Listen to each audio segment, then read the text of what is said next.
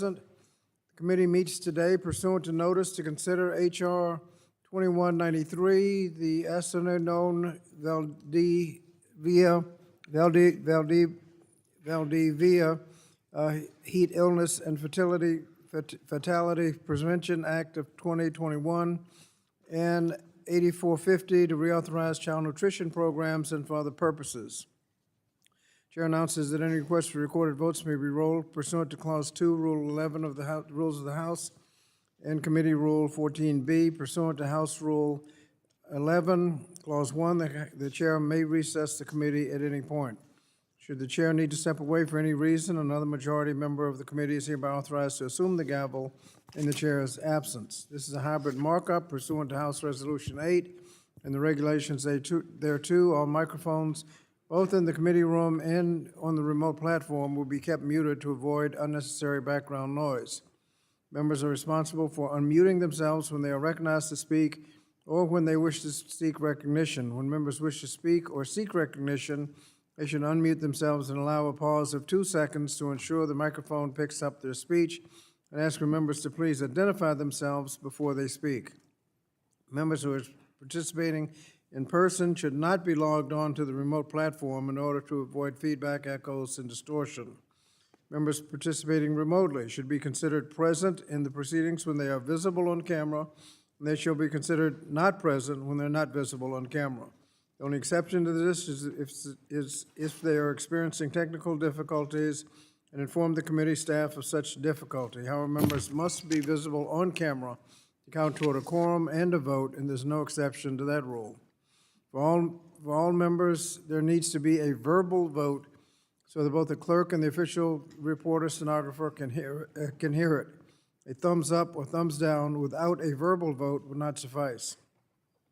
Further, all members, whether participating in person or remotely, should state their name when casting a roll call vote. This helps the clerk and also helps those watching the platform and live stream who may be experiencing a few seconds delay. If any member participating remotely experiences technical difficulties during the hearings, you should stay connected to the platform, make sure you're muted, and use your phone to immediately call the committee's IT director, whose number was provided in advance. Amendments must be submitted electronically to the amendment repository pursuant to the instructions in the notice of the amendment process that was distributed to all committee offices by the clerk with the markup notice. Amendments must be submitted to the repository before they are offered at markup. Members are encouraged to have an electronic device dedicated to reviewing amendments.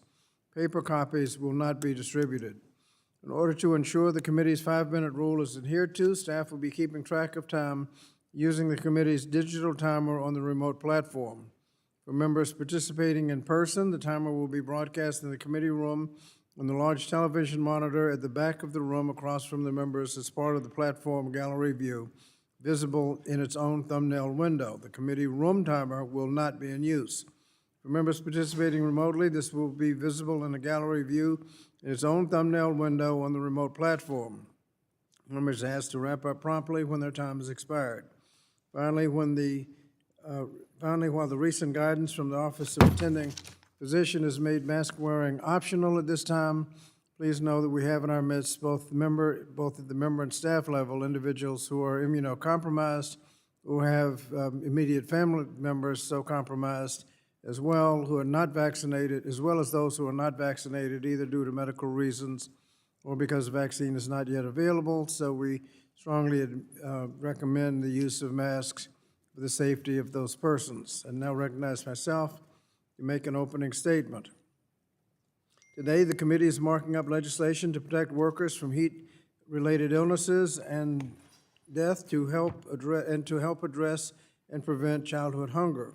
The first bill, the Asunción Valdivia Heat Illness and Fatality Prevention Act, led by the gentlelady from California, Ms. Chu, gentlelady from North Carolina, Dr. Adams, the gentleman from Arizona, Mr. Grijalva, and myself, will protect workers against occupational exposure to excessive heat. Excessive heat is one of the most common and dangerous workplace hazards, yet half a century after OSHA was established, we still have no federal standard that protects workers against heat illness and fatalities. Without this basic protection, hundreds of workers in fields, factories, warehouses, construction sites, and other workplaces continue to suffer needless and preventable deaths, illnesses, and injuries. In 2004, after picking up grapes for 10 straight hours in 105-degree temperatures, Mr. Valdivia fell over and was unconscious. Instead of calling his ambulance, his employer told his son to drive his father home. On the way home, he started foaming at the mouth and died of heat stroke. Because of the lack of preventive health safety measures and emergency planning, the son had to witness his father die at the preventable death. That death at the age of 53 was totally avoidable, but this story is not unique. Regrettably, the reality of climate change is upon us, and with that, it means temperatures will continue to rise globally, placing workers at increased risk of illness and death. In fact, last Sunday, 85 million Americans faced either heat warnings or advisories as weekend temperatures rose to triple digits in many regions around the country. This bill will require OSHA to establish an enforceable standard to protect workers at jobs at risk of hazardous heat with measures like paid breaks in cool spaces, access to water, limitations on time exposed to heat, and emergency response for workers with heat-related illnesses. Finally, the legislation requires OSHA to establish a heat standard on a much faster track than normal OSHA regulatory process. Workers deserve no less, particularly as heat-related illnesses and deaths rise.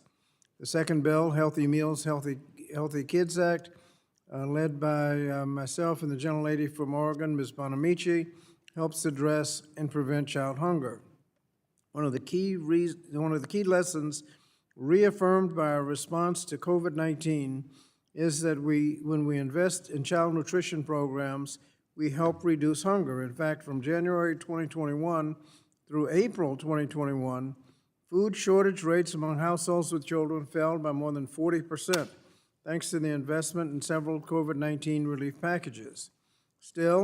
We still have more work ahead to achieve our ultimate goal, and that is totally eliminating child hunger in America. To do so, we must ensure that federal child nutrition programs have the resources they need to feed children. Unfortunately, Congress has not reauthorized the federal child nutrition programs in 7 years, and as communities see higher rates of food insecurity and families face higher costs, Congress must deliver the evidence-based comprehensive legislation that children and families need. This bill will expand access to school meals by making it easier for schools to use the community eligibility provision, lowers costs for the school meals for the schools districts by increasing reimbursement rates and providing breakfast commodity support, expands WIC eligibility from up to age 5 to up to age 6, strengthens food programs for children and child care, and increases food aid during the summer by providing transportation assistance to food distribution sites and creating more sites in low and middle income neighborhoods. Legislation is a result of 4 hearings on reauthorizations of child nutrition programs and includes many of our colleagues' priorities. Despite being unable to come to a bipartisan agreement, I'm hopeful that all of my colleagues will join us in our efforts to keep children from going hungry and build upon the success of our bipartisan work on the Keep Kids Fed Act. Taken together, these bills will help ensure that workers, children, and families have the opportunity to succeed. I'm now pleased to yield to the distinguished ranking member from North Carolina, Dr. Fox, for her opening statement. Thank you, Mr. Chairman. Both bills we're marking up today do more for the radical activists pushing these flawed policies than they do for the groups they are purported to help.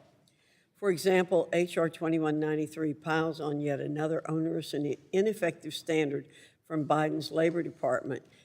Committee Republicans recognize the importance of keeping workers safe in the workplace, but this bill is more about kowtowing to big labor and progressive activists than it is about worker safety. The Occupational Safety and Health Administration, OSHA, already recognizes the hazard of extreme heat and actively enforces existing standards related to heat illness prevention. Additionally, OSHA is currently in the process of writing a heat illness prevention standard. Yet instead of waiting for the regulatory process to play out, this bill attempts to preempt OSHA. This legislation is obviously being used to manipulate the regulatory process and undermines OSHA's rulemaking in an effort to appease activists who contend there's a so-called climate emergency. Didn't we learn from the pandemic that one-size-fits-all national mandates are a mistake? This is especially true in regard to a heat standard because climate varies throughout the country. Temperatures that may be considered extreme in Michigan, for example, may be the norm in Arizona. But H.R. 2193 completely ignores this fact and encourages OSHA to adopt the bad policies of Washington State and California. Further, businesses are still struggling to recover from the pandemic. More onerous and ineffective regulations will push our economy backwards. Finally, heat illness is a complex issue that should be more thoughtfully examined before moving rushed legislation that was shared a mere 24 hours before the markup. But the majority chose a shortcut, and now the voices of small business owners will be silenced if OSHA isn't allowed to finish its rulemaking process. H.R. 8450, the Healthy Meals, Healthy Kids Act, is another bill that misses the mark. Instead of funding targeted, need-based programs, this bill will create bloated and extraneous programs at the expense of taxpayers. Spending more is not the way to ensure these programs are meeting the intended purpose of feeding kids in need. Ever since we passed Democrats' last nutrition bill, schools have been struggling with the standards and excessive requirements. In fact, USDA had to issue multiple waivers because schools were unable to meet the bill's unrealistic demands. Schools are just now getting back to normal post-pandemic, but have yet to operate fully under the new programs. We need to give these schools a chance to learn what is and is not working before we add new requirements. Rushing another reauthorization of our child nutrition programs is not the answer. We need more time. Time to see how these programs actually work, time to assess their impact before we change them or layer even more requirements on schools. Rushing to score political points before November is no reason to weigh schools down with more unnecessary standards, reports, and programs. Lastly, this bill will cost taxpayers billions of dollars when inflation is the highest it's been in 40 years. Pushing plant-based pilot programs, adding new grants for scratch cooking, and expanding multiple other programs are ridiculous when schools are facing inflation and supply chain crises. Can the majority assure us that the spending in this bill won't make inflation worse? As the House of Representatives, we're entrusted with the power of the purse. This is an important duty. If we're going to throw more money at programs just because special interest groups ask us to, we're not taking our responsibility to taxpayers seriously. I urge my colleagues to vote against both these bills. I yield back. Thank you. Without objection, all other members who wish to insert written opening statements for the record may do so by submitting them to the committee clerk electronically by the end of the day today. Rules require a copy of the measures to be made available to members of the public at least 24 hours in advance. This was done and distributed to all committee offices by the clerk. The first bill, H.R. 2193, the committee will now proceed with consideration of the bill, and the clerk will designate the bill. H.R. 2193, to direct the Occupational Safety and Health Administration to issue an occupational safety and health standard to protect workers from heat-related injuries and illnesses. An objection, first reading of the bill is dispensed with. And an objection, the bill will be considered as read and open for amendment at any point, and any amendment offered shall be considered as read. And I now recognize the gentlelady from North Carolina, Ms. Adams, to offer an amendment in nature of a substitute. Gentlelady from North Carolina.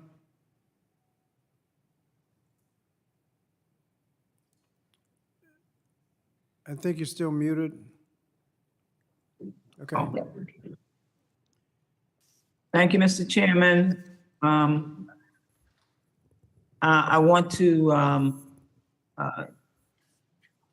I have an amendment The gentlelady has an amendment at the desk. The clerk shall designate the amendment in the nature of a substitute.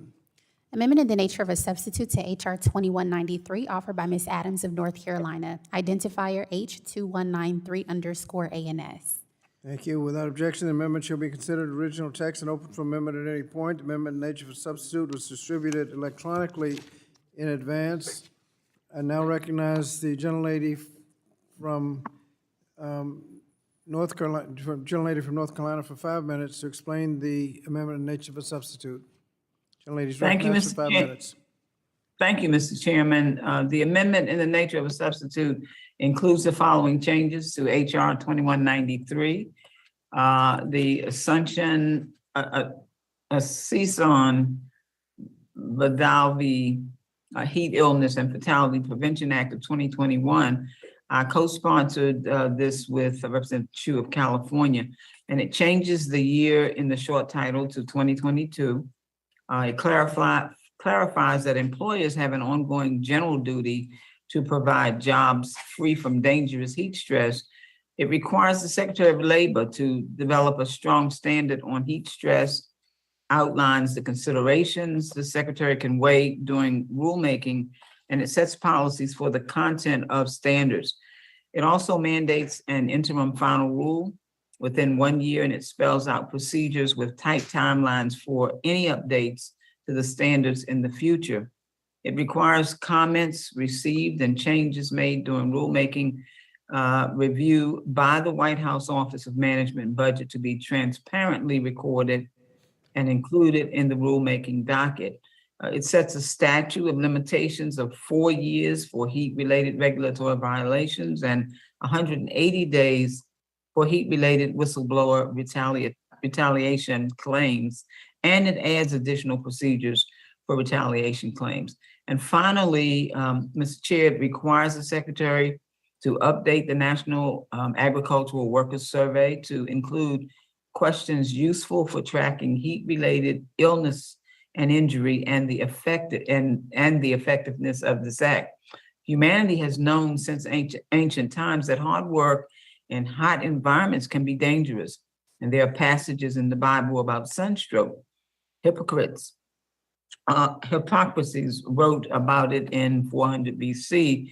Heat-related illness is considered to be the oldest known medical condition, but even though several states and the U.S. military have policies to protect people from excessive heat stress while they are working, there's no federal standard to protect working people on the job. And we know that a standard's needed. According to the Bureau of Labor Statistics, heat stress killed 815 U.S. workers and seriously injured more than 70,000 between 1992 and 2017. So in all likelihood, this is an undercut. In fact, these numbers are likely to get much bigger in the years to come unless we act now. In my district in Charlotte, North Carolina, where we historically only had 1 day of temperatures exceeding 105 degrees, it's expected to eventually increase to 24 days, more than a month's worth. And this is a story that's shared all across the country. So HR 2193 would turn the page on that story to a new chapter, one in which workers are actually protected on the job from dangerous heat stress. This ANS assures that the Occupational Safety and Health Administration, or OSHA, will publish an enforceable standard sooner rather than later. We have heard many times over the years that OSHA has a very difficult time getting any rules out in a timely manner. And we recently heard from OSHA Chief Doug Parker that OSHA cannot commit to issuing a final standard by 2014. Therefore, this ANS requires OSHA to produce an interim final rule within 1 year. I'm honored to be an original sponsor of the legislation, which has the support of labor groups, environmental groups, public health experts, and I yield back the balance of my time, Mr. Chair. Thank you. Gentlelady's time has expired. Are there any members who wish to be recognized in further discussion of the amendment in nature of substitute? Gentleman from Pennsylvania, Mr. Keller. Thank you, Chairman and Ranking Member. This Democrat amendment in the nature of a substitute makes countless changes to legislation, many which make the underlying bill worse. Under this amendment, H.R. 2193 would still impose a rushed prescriptive heat standard across the country. This top-down mandate from Washington disregards the fact that our country is made up of multiple regions, all with varying climates. While people in Seattle might not have experience handling 80-degree weather, the people of Phoenix have experience working in those temperatures. Committee Republicans understand the dangers of extreme heat exposure to workers. However, one-size-fits-all standards are not the answer to address a complex hazard. Unfortunately, instead of investing the time and effort to receive testimony from experts, Democrats dropped an entirely new bill as their amendment in the nature of a substitute 24 hours in advance of the markup. It is fitting for Democrats to rush this bill through the committee without input from or any collaboration when the bill's purpose is to rush the OSHA rulemaking process. Even the agency has recently acknowledged that effective rulemaking takes time. Additionally, OSHA is already in the process of writing a heat standard, and my colleagues across the aisle know this. But they are using this bill to force OSHA into rushing or curtailing its rulemaking process and appeasing organized labor and climate activists. And if this works, the input from stakeholders that the agency has already collected will be pushed aside to meet arbitrary deadlines. The Democrats' attempt to shut these Americans out is extremely disrespectful. Our small business owners and the people that work in those businesses and industry leaders deserve to be heard. As usual, my colleagues are claiming there is an emergency to increase governmental power. They argue that passing this law quickly is necessary due to a so-called climate emergency. In reality, OSHA already issues heat-related citations under the Occupational Safety and Hazard or Health Act's General Duty Clause and other heat-related standards. OSHA employers and workers take the issue of exposure to excessive heat seriously, and so does this committee. That doesn't mean we should support this bill. In fact, I believe this bill would do more harm than good. H.R. 2193 would harm job creators, the people that work in those jobs, by piling on even more burdensome regulations on top of the already existing challenges employers have faced due to COVID-19. I would urge my colleagues to take the input of the people for which we work and put together something and work with a standard that goes through the process that is already in place. Thank you, and I yield back. Thank you. Does anyone else seek recognition? The gentlelady from Connecticut, Ms. Hayes, do you seek recognition? Yes, Mr. Chair. Can you see me? Gentlelady's recognized for 5 minutes. Strike the last word.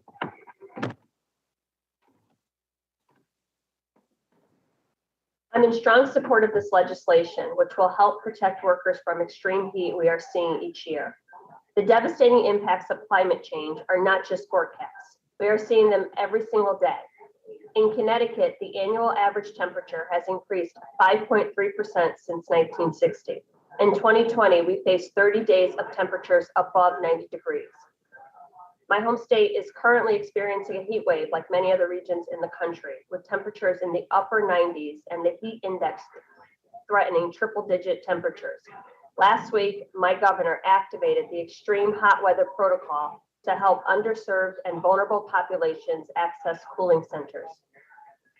The last 2 years have amplified the importance of essential workers. Farmers, truck drivers, construction workers, warehouse employees, and workers in many other fields must endure the elements to perform their jobs. Between 1992 and 2017, heat stress led to over 800 premature deaths and caused serious injury to more than 70,000 American workers. We should protect workers from every hazard, including excessive heat. HR 2193 would address the alarming lack of federal safety standards regarding extreme heat. This regulatory gap has made it difficult for OSHA to enforce worker safety protections related to excessive heat under its general duty clause, meaning employers can evade accountability if they fail to protect their workers from the elements. This important bill will direct OSHA to finally develop and implement a heat stress standard for all workers to prevent premature deaths and injuries related to excessive heat. This should be an easy one. It would also ensure that every workplace has training protocols to ensure that everyone knows how to deal with heat-related stress and working conditions. I urge my colleagues to support this very important piece of legislation, and with that, I yield back. Gentlelady's time has expired. Does anyone else seek recognition? Mr. If- Jacobs. I'm sorry. Gentleman from New York, Mr. Jacobs. Thank you. Recognize 5 minutes, strike the last word. Thank you, Mr. Chairman. I move to strike the last word. Mr. Chairman, heat illness and injury is a very serious issue for my district.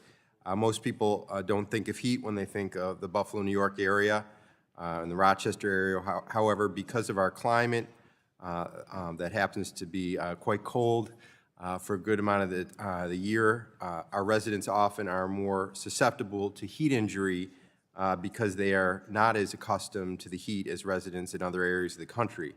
I have heard stories in my district of workers who have unfortunately succumbed to heat illness on the job. Often these workers are new employees who have not yet adjusted to the rigors of performing physical labor in the heat. Each worker death is a tragedy, and I support measures to prevent such deaths. This bill, however, is the wrong approach. It would undo the important work of OSHA that OSHA has already done in this area and force the agency to ignore valuable feedback it has received since announcing its rulemaking. The bill would undermine important processes and safeguards Congress has established for agency rulemaking. OSHA has many factors to consider in issuing any nationwide heat standard, and it is important the agency receive as much information and feedback from stakeholders as possible before doing so. It is common sense that a one-size-fits-all heat standard for the country would be completely unworkable. The average daily high in Phoenix this time of year is 115 degrees. This is considered normal there. Buffalo, on the other hand, has never seen the mercury rise above 100. I can even imagine how my constituents would react to, I can't even imagine how they react to 115 degrees. What works in one city and region would be totally unpractical in another. Unfortunately, a one-size-fits-all standard is exactly what this bill invites. I worry about how this bill will affect the livelihoods of many of my constituents and the industries that employ many of them. For those reasons, I am opposed to this bill and will urge my colleagues to join me in that opposition. I yield back. Thank you. Are there others that wish to speak to the amendment nature of substitute?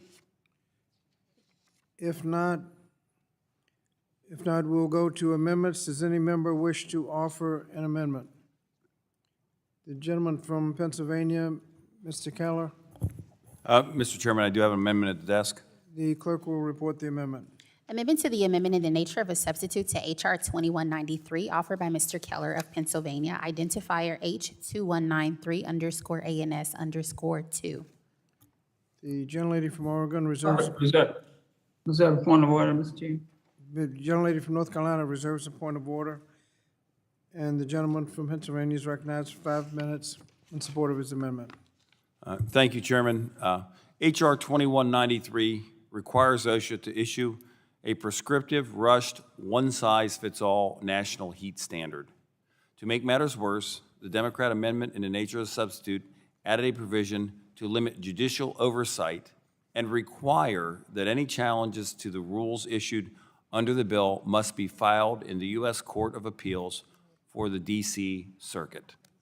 This amendment would strike this harmful provision, which is a blatant attempt to tilt the scale so that OSHA has a better chance to prevail in court. Under current law, challenges to OSHA rules are filed in the Circuit Court of Appeals where the challenger is located. This makes sense, particularly when you consider the regional impact of OSHA rules. What the Democrats are attempting to do with their amendment, however, is to ensure that challenges to hastily drafted regulations on heat hazards under this bill are heard in a circuit court most favorable to Osha. This provision reduces judicial oversight by limiting challenges to one circuit, which Democrats hope will uphold Biden administration regulations. This is a blatant tipping of the judicial scales. Instead of restricting where legal challenges to OSHA rules are made, perhaps Democrats should allow OSHA the time and flexibility to gather the input from the people for whom we work to write a legally defensible rule. I urge my colleagues to support this amendment to the judicial oversight by circuit courts around the country of OSHA rules on heat standards, and I yield back. Gentleman yields back. Yeah, I withdraw my, The gentlelady from North Carolina Point of order. withdraws her reservation for a point of order. Does anyone seek recognition in opposition to the amendment? Gentlelady from North Carolina? thank you, Mr. Chairman. I move to strike the last word to speak in opposition. Gentlelady is recognized for 5 minutes. Thank you, Mr. Chairman.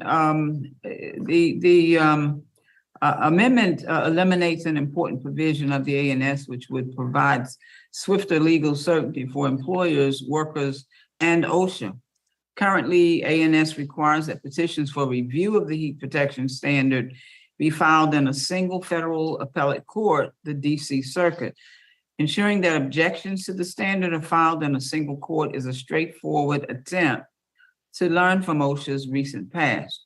With OSHA's COVID-19 emergency temporary standard, challenges unfolded across multiple federal circuits, leaving the standard in effect in some states and blocked in others. These diverging decisions drew out the legal wrangling around the standard. This level of legal uncertainty and delay is unacceptable when it comes to matters of worker safety. Employers benefit as much as any other stakeholders from ensuring that any legal questions around the heat standard are resolved quickly and consistently. Employers will face decisions on how to comply. Different interpretations of the standard could lead to very different compliance obligations across workplaces. Employers and workers deserve speed and certainty in reaching a strong legal standard on the threat from extreme heat. Excessive delays have pushed us to this point. This amendment is a guarantee of more delays before a heat standard will be on the books and protecting workers. I urge a no vote on the Keller Amendment, yes vote on the ANS, and I yield back, Mr. Chairman. Gentlelady yields back. Does anyone else seek recognition on the amendment? Anyone else seek recognition on the amendment? If not, the question is on the amendment. All in favor of the amendment will say aye. Aye. Oops. Aye. All opposed, say no. No. No. Noes appear to have it. I'd like a recorded vote. The request for recorded vote is made, and that will be delayed towards the end.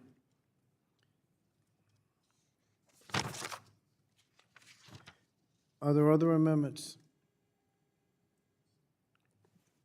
Yes, Mr. Chairman. Gentlelady from California, Ms. Steele. Mr. Chairman, I have amendment at the desk. Gentlelady from California has an amendment at the desk. The clerk will report the amendment. Amendment to the amendment in the nature of a substitute to H.R. 2193, offered by Mrs. Still of California, identifier R_H2193_ANS.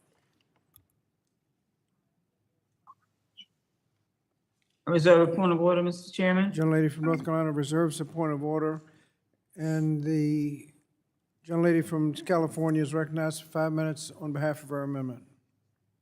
Thank you, Mr. Chairman. H.R. 2193 mandates that OSHA issue a rushed interim final standard that ties the hands of the agency and does not allow for due diligence, careful analysis, and essential research on the most workable and feasible approach to addressing heat illness prevention. This amendment requires OSHA to complete a small business advocacy review panel before proceeding with the interim final standard. Convening this panel is an important part of crafting any safety regulation. It allows small businesses to comment on regulatory text, policies that are appropriate for a large manufacturer may not be appropriate for a small factory. The National Federation of Independent Business has already raised concerns to OSHA that a potential heat standard could harm small businesses and has argued the agency to focus its efforts on making regulations concise and simple for small employers to understand. HR 2193 could force OSHA to bypass the Small Business Advisory Review Panel and ignore small business concerns to meet the arbitrary deadline required in the legislation. Others continue to lament that the OSHA rulemaking process takes too long, but the Biden OSHA recently acknowledged that responsible rulemaking takes time. Small businesses are getting crushed by inflation and overregulation in the Biden economy. The last thing Congress should do is deprive small businesses of their input and further harm them with burdensome and ineffective regulations. I urge my colleagues to support this common sense amendment to protect small businesses. I yield back. Mr. Chair, I withdraw my point of order. Gentlelady yields back. The gentlelady from North Carolina withdraws the reservation for point of order. Does anyone wish to speak on the amendment? Gentlelady from Oregon, Ms. Bonamici. Thank you, Mr. Chairman. I move to strike the last word and Ladies speak recognized in for 5 opposition. minutes. Thank you. Colleagues, we have an urgent crisis for working people. Temperatures are rising, and the science is clear that that's going to continue without bold action. This particular legislation is actually included in the science-based comprehensive climate action plan drafted by the Select Committee on the Climate Crisis. Working people have waited long enough to get protections from what is one of the oldest known medical conditions, heat illness. And we've known for centuries about the need to prevent people from overwork that overheats them. And the purpose of this amendment in nature of a substitute is to get OSHA to work quickly. A deadline is necessary, so rulemaking will protect workers in a timely manner. In 2012, the Government Accountability Office, GAO, issued a report on how long it takes OSHA to issue its standards. GAO found that standard development timelines ranged widely from 15 months to 19 years and averaged more than 7 years. There are many examples of OSHA standards taking decades to issue. For example, it took 19 years for OSHA to issue a new crystalline silica rule and 18 years on beryllium. Workers should not have to wait this long to be protected from excessive heat. And I want to note that extreme heat is again in Oregon with triple-digit temperatures or close to triple-digit temperatures all week this week. Last year, 96 people in Oregon died from the extreme heat. Now, one of my colleagues this morning cast aspersions on our intent by accusing us of doing this legislation to appease organized labor and climate activists. Well, I'll tell you what my intent is. I'm thinking of the family of Sebastian Francesco Perez, a 38-year-old farm worker who died on the job last year from extreme heat in Oregon. Meanwhile, it's not clear that the Small Business Regulatory Enforcement Fairness Act, or SBREFA, that process actually highlights small business views. The Small Business Administration's Office of Advocacy arranges those panels, and the Office of Advocacy is an independent office housed in SBA. It describes itself as the advocate for business interests, not the administration. In fact, the recent annual report by Advocacy proudly claims to have weakened OSHA's COVID standards. GAO has found that Advocacy is not transparent about how it claims to gather the views of small businesses. We have no time to waste. And I also want to note that businesses, small businesses as well as large businesses, have had an opportunity to weigh in on the heat standard through OSHA's advanced notice of proposed rulemaking. The process in this ANS is built on standard language for interim final rules. The only meaningful purpose is to stretch out the time for what is an urgent worker health emergency. I urge a no vote on the Steele amendment and a yes vote on the amendment in the nature of the substitute, and I yield back the balance of my time. Gentlelady yields back. Are there anyone else wish to speak on the amendment? If not, the question is on the amendment. All in favor of the amendment will vote aye. Aye. Aye. Oh, no, no, no. Those opposed, no. No. No. Noes appear to have it. Mr. Chairman, I ask for recorded votes. Gentlelady asks for a recorded vote, and they'll be rolled with the other votes. We have, I think we can probably get in the next amendment before we have to break for votes. Does anyone else have an amendment? Colleague from Virginia, Mr. Good. Mr. Chairman, I have Amendment RH 2193, ANS 3 at the desk. The gentleman from Virginia is recognized, the clerk will report the amendment. Amendment to the amendment in the nature of a substitute to H.R. 2193, offered by Mr. Good of Virginia, identifier R_H2193_ANS_3. Gentleman's recognized. Chairman, reserve point of order. Point of order is reserved, and the gentleman from Virginia is recognized for 5 minutes on behalf of his amendment. Thank you, Chairman Scott. My amendment would strike the provision that inappropriately and frankly ridiculously expands OSHA statute of limitations for issuing citations for the new heat rules that are unnecessary for workers, harmful to employers, and mandated in this legislation. I spent a couple of years earlier in life working in the hot Virginia summers in construction jobs and lumber yards and those kind of positions, and was never worse for the wear. And I want to let put my Democrat colleagues at ease that it was 100 degrees heat back in the summers in Virginia in July and August back then, just like it is today. Now in my late 50s, I actually spent this past weekend, spent 3 days outside moving furniture, much of it from an attic, all of it into a metal storage facility where Virginia temperatures hit 100 degrees over the weekend. But I want to put again my Democrat colleagues at ease with the knowledge that I'm no worse off for the effort. However, my Democrat friends apparently think I need 4 years to decide whether or not it was too hot or whether or not I suffered any repercussions from my activities. Seriously, we all want our workers to be appropriately protected and provided safe and healthy working conditions. And memo again to my Democrat colleagues, so do the vast majority of employers across the country. This is yet another in a long list of ill-advised non-solutions in search of a problem that doesn't exist. Employers are desperate to reward and retain a satisfied and productive workforce. Unchanged, though, this legislation would create a flood of citations against employers for minor infractions and paperwork errors that allegedly or supposedly occurred up to 4 years ago. Who can remember how hot it was 4 years ago?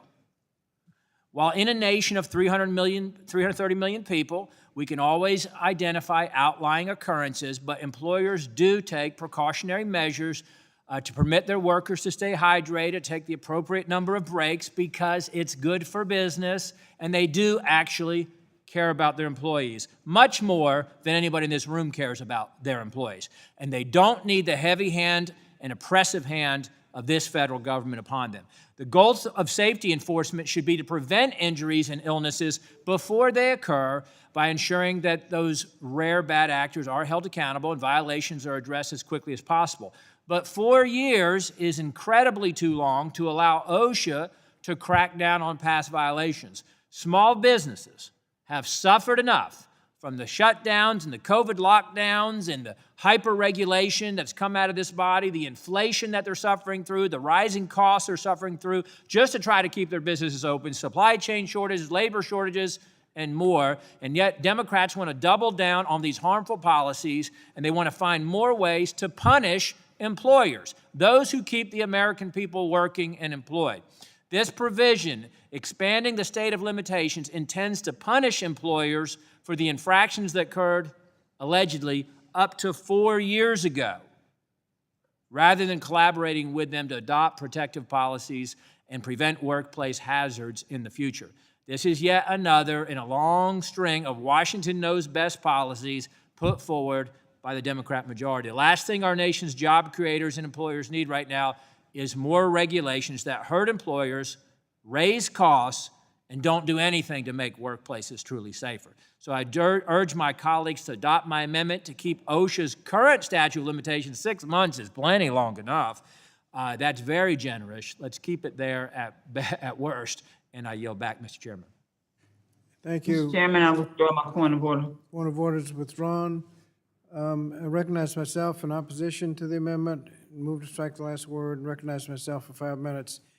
OSHA has an exceedingly narrow statute of limitations right now, mere 6 months. It means that every time there's a violation, it's a race against time for OSHA to enforce the law. The 6-month statute of limitation often allows employers who put their workers at risk to escape without facing any appropriate consequences.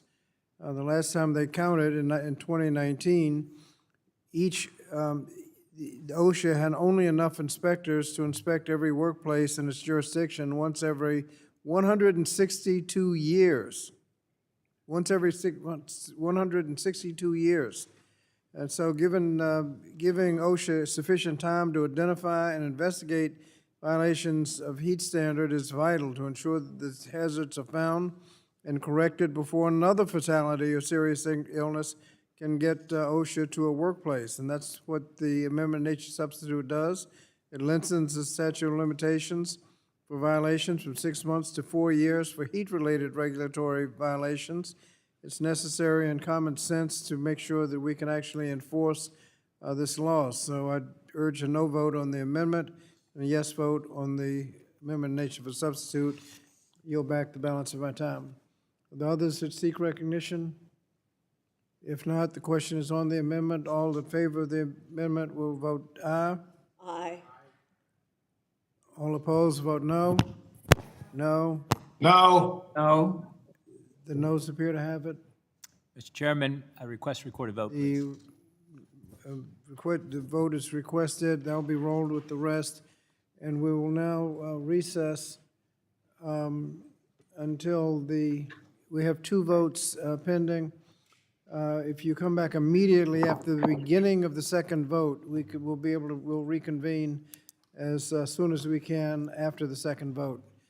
Committee is now in recess.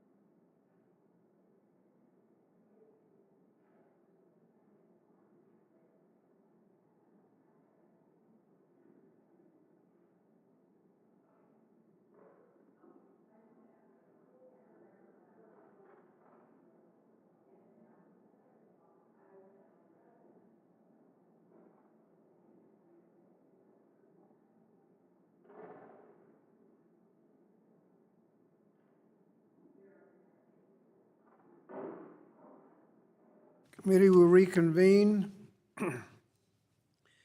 When we left, we were about, Recording in progress. the committee will reconvene. When we left, we were about to take up HR 8450, the child nutrition legislation. We'll proceed with consideration of HR 8450. The clerk will designate the bill. H.R. 8450 to reauthorize child nutrition programs and for other purposes. Without objection, the first reading of the bill is dispensed with. And without objection, the bill will be considered read and open for amendment at any point, and any amendment offered shall be considered as read. I now recognize the gentlelady from Oregon, Ms. Bonamici, for the purpose of an amendment. Thank you, Mr. Chairman. I have an amendment in the nature of a substitute at the desk. Clerk will report the amendment.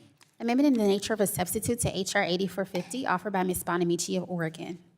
Without objection, the amendment shall be considered original text and open for amendment at any point. The amendment in the nature of a substitute was distributed electronically in advance. I now recognize the gentlelady from Oregon for 5 minutes to explain the amendment in the nature of a substitute. Thank you, Mr. Chairman. I'm proud to support this amendment in the nature of a substitute to H.R. 8450, the Healthy Meals, Healthy Kids Act. As elected leaders, we have the opportunity and the moral obligation to make sure that our nation's children do not go hungry. More than 75 years ago, Congress established vital nutrition supports for our nation's children. Since the creation of the National School Lunch Program in 1946 and the School Breakfast Program in Wic in 1966, there's been a collective acknowledgement that keeping children healthy and fed helps them learn and allows them to develop and thrive. According to the most recent USDA data, which was prior to the COVID-19 public health emergency, approximately 30 million children participated in the National School Lunch Program, and about 15 million children participated in the School Breakfast Program each day. But even with that participation, more than 2.7 million households with children, particularly low-income households and households of color, did not have reliable access to nutritious food. For the health of our students, families, and our economy, we must reinvest in the federal child nutrition programs that strengthen food security. The authorization for federal nutrition programs expired 7 years ago. Although the Healthy Hunger-Free Kids Act has been successful in improving nutrition access and reducing childhood obesity and food waste, this reauthorization will make needed investments and is long overdue. I'm proud to lead this bill, the Healthy Meals, Healthy Kids Act, with Chairman Scott to get us closer to achieving our goal of eliminating child hunger.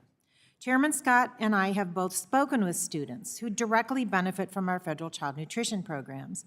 I recently visited Chapman Elementary School in Portland, Oregon during their lunch hour. I helped serve meals to the students. And my visit was an important reminder that school nutrition staff have been working tirelessly to get meals to kids, even with inflation and supply chain challenges. And when an enthusiastic group of third graders explained to me why they think every student should have access to healthy meals, it gave me hope for the future and demonstrated that our actions here in this committee room have tremendous consequences for the families and children we represent. The amendment in the nature of a substitute builds on the bill's goals to modernize the statute to meet our current reality, maintain consistency with the Dietary Guidelines for Americans, or DGAs, and strengthen program guidance so all children receive adequate nutrition.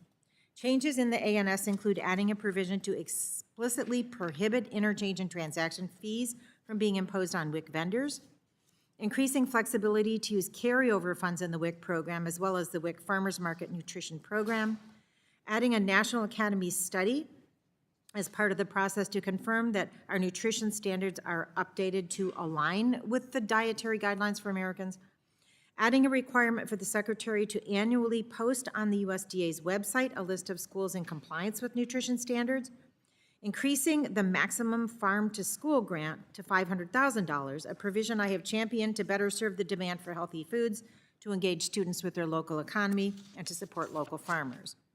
Requiring school food authorities to note if they have experienced suspected, alleged, or confirmed noncompliance with Buy American requirements on the part of a distributor in the past 12 months, adding improvement grants for states and tribal organizations to carry out direct certification, and including additional language to clarify that milk varieties can be served as long as they're consistent with dietary guidelines for Americans.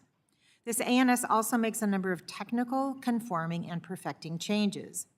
These changes in the ANS are important in reinforcing the structure of federal child nutrition programs to comprehensively meet the health and nutrition needs of our nation's children.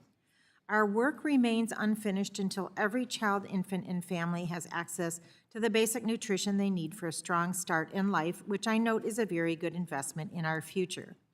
I look forward to working with my colleagues to finally make that aspiration a reality. And lastly and importantly, I would like to thank the chairman for his leadership and also his dedicated staff, particularly Andre Lindsay, Jessica Sheeter, Emily Hopkins, Jamie Holliday, Isabella Paz, and Carrie Hughes for working to bring this bill forward today, as well as my staff, Andrew Dunn. I urge my colleagues to support this ANS, as well as the underlying bill, to renew our nation's commitment to reducing poverty and addressing food insecurity through community action. And I yield back the balance of my time. Thank you. Does anyone seek to speak to the amendment? Mr. Chairman, I'm sorry. Gentlelady from North Carolina, Ms. Manning. Mr. Chairman, I move to strike the last word. Gentlelady is recognized for 5 minutes. I'd like to thank Chairman Scott and Chairman Bonamici for all their work on this critical effort. For the last 2 years, students have experienced great difficulties because of the COVID-19 pandemic. It's clear this is an urgent moment to build on existing wellness systems in schools and ensure that students of all ages have reliable access to nutritious food and resources that promote their health. The Healthy Meals, Healthy Kids Act does just that. This reauthorization bill comprehensively combats child food insecurity, making strong investments and improvements in child nutrition programs to ensure children can access meals year-round. All students deserve healthy school meals and nutrition resources to learn and thrive in educational settings. School meals equip students to participate in class and school activities, inform their food choices throughout their lives, and impact their healthy outcomes through adulthood. This package expands school and summer meal programs, increases access to federal nutrition programs like the Special Supplemental Nutrition Program for Women, Infants, and Children, the WIC program, and mitigates child hunger. Also, I'm thrilled that the Healthy Meals, Healthy Kids Act incorporates 2 of my bipartisan bills, the Improving Mental Health and Wellness in Schools Act to prevent eating disorders, and the Supporting Healthy Mothers and Infants Act to improve the WIC program to better respond to the devastating effect the opioid epidemic has had on women and newborn children. Including my Mental Health and Wellness in Schools Act in this reauthorization integrates mental health promotion and education, including awareness of eating disorders within existing local school wellness policies. It is indisputable that eating disorders are on the rise, and Congress must work to combat them. As part of the Healthy Meals, Healthy Kids Act, my bill would provide a comprehensive approach to teaching children and adolescents about the interconnectedness of physical and mental health, and guarantee that students have the nutrition resources they need to be healthy and informed. Since the start of the COVID-19 pandemic, there has been a 25% increase in pediatric emergency room admissions for mental health issues and a 30% increase in adolescent eating disorder diagnoses. Given these staggering rates, it's clear that Congress needs to act to ensure that our adolescents have the nutritional education they need to protect their health and help them forge healthy paths. Furthermore, my Supporting Healthy Mothers and Infants Act supports mothers and their infants who are born with neonatal abstinence syndrome with enhanced assistance through WIC. WIC provides supplemental food, nutrition education, and breastfeeding support for over 6 million low-income families and improves health outcomes for pregnant and parenting women, infants, and young children. Too many mothers lack access to resources and support to overcome substance abuse disorder and protect their children's health. babies born with neonatal abstinence syndrome experience a number of symptoms associated with the withdrawal from opioids in the days after birth, and the incidence of neonatal abstinence syndrome has increased 5-fold since 2002. As part of the Healthy Meals, Healthy Kids Act, my bill will instruct the Secretary of Health and Human Services and the Secretary of Agriculture to collaborate in the development and dissemination of evidence-based nutrition educational materials for WIC-eligible pregnant women and caregivers to infants impacted by a substance use disorder. It removes stigmatizing language in the Child Nutrition Act related to substance use disorder and makes any nutrition education and training materials developed available to state agencies through an online clearinghouse. Every 15 minutes, a baby is born suffering from neonatal abstinence syndrome. There has never been a greater need to give families the tools they need to move past substance use disorder and lead healthy lives. It's simple. Including my bill in the Healthy Meals, Healthy Kids Act will save lives. This reauthorization is about improving services for vulnerable children and their families, and I'm confident that the multifaceted approach of the Healthy Meals, Healthy Kids Act will achieve this objective. Thank you, and I yield back. Thank you, gentlemen. Your time has expired. Does anyone else seek recognition? Gentleman from Idaho, Mr. Fulcher. Thank you, Mr. Chairman. Mr. Chairman, we know that students struggle to learn if they're hungry. This makes the programs we're discussing today important for the success of our future workforce. That's why I'm disappointed to see a partisan proposal that's full of special interests and demands instead of providing practical solutions. Dr. Fox said earlier in her opening statement, this bill is ill-timed, and it is. Our schools are just starting to get back to regular order. We should wait to see how these programs operate before changing them. If schools need to make changes to the programs to ensure future success, we are willing to listen. But we know schools won't be able to make those assessments until the programs are back in full operation. Once again, the majority is failing to think about the success of the programs. The last reauthorization, which was led by Democrats, was problematic. It should have been instructive on what not to do. But unfortunately, Democrats are operating out of their same old playbook. This bill doubles down on the problems of the last reauthorization instead of offering sensible solutions. Whether it's the federal government telling local school districts how much time a student should spend eating a meal, continuing to fail to ensure local flexibility on standards, or not considering the costs on school districts and states when it comes to implementation of additional rules, this bill adds to the problems of the past. Schools don't need more nutrition restrictions, more unrealistic requirements, or more costly reports. Schools need room to see what works for them. And our taxpayer-funded child nutrition programs don't need to provide for meals for wealthy families.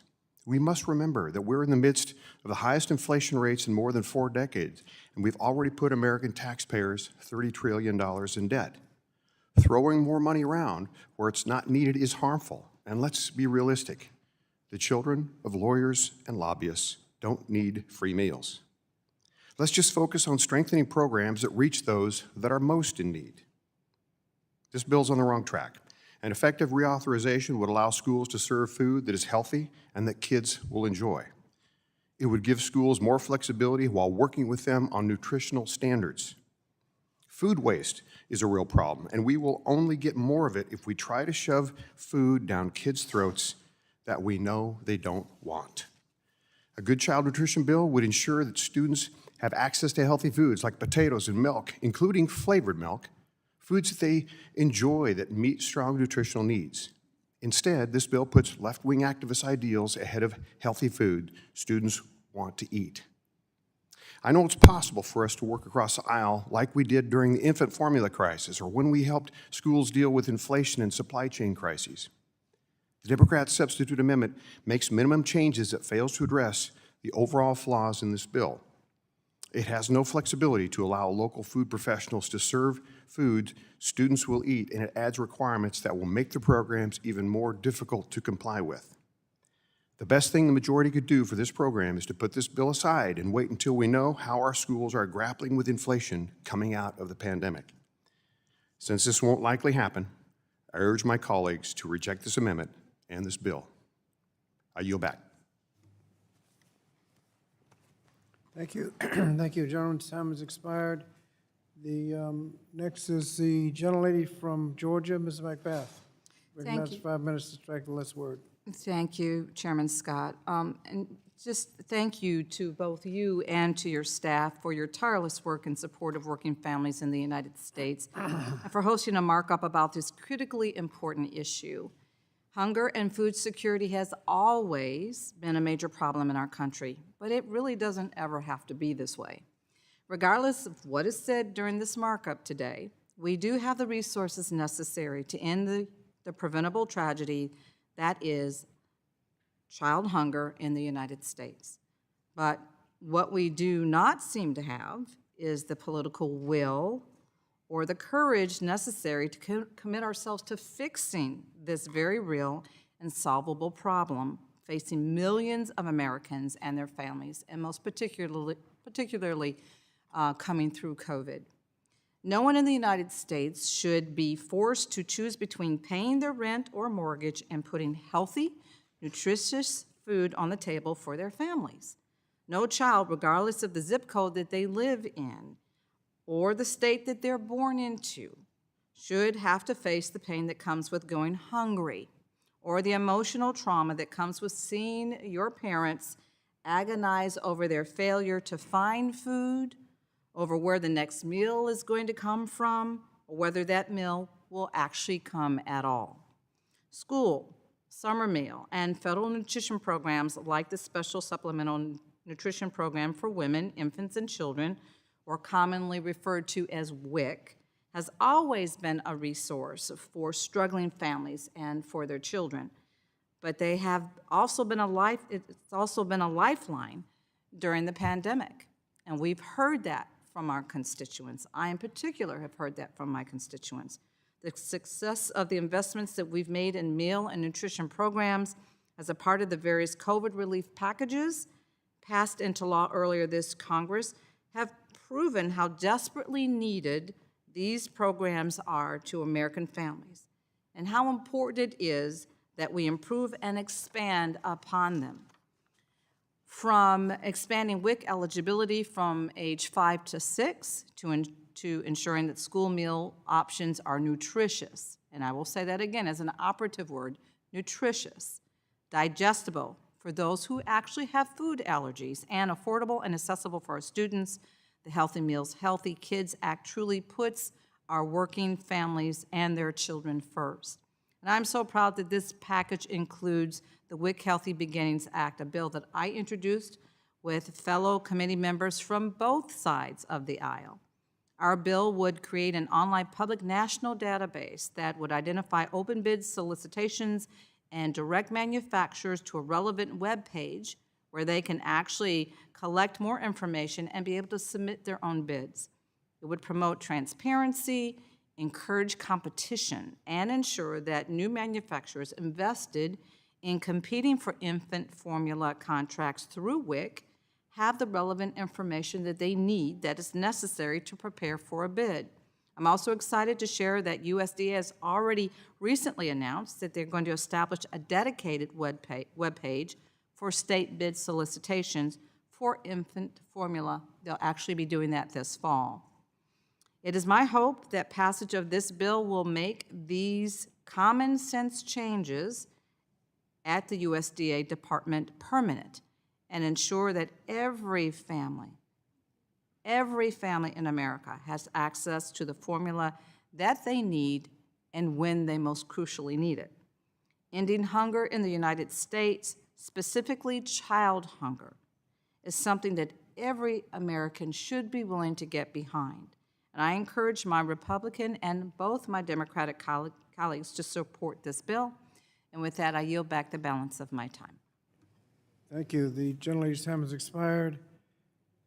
The, next is the gentlelady from Minnesota, Ms. Omar. Mr. Chairman, I would like to strike the last word. Please recognize for 5 minutes. I am proud to support the passage of the Healthy Meals, Healthy Kids Act, which includes 2 of my bills, the No Shame at Schools Act and the Nutrition Advisory Council on Unpaid Meal Debt in Child Nutrition Program Act. Right now, more than 38 million people, including 12 million children, are food insecure in the United States.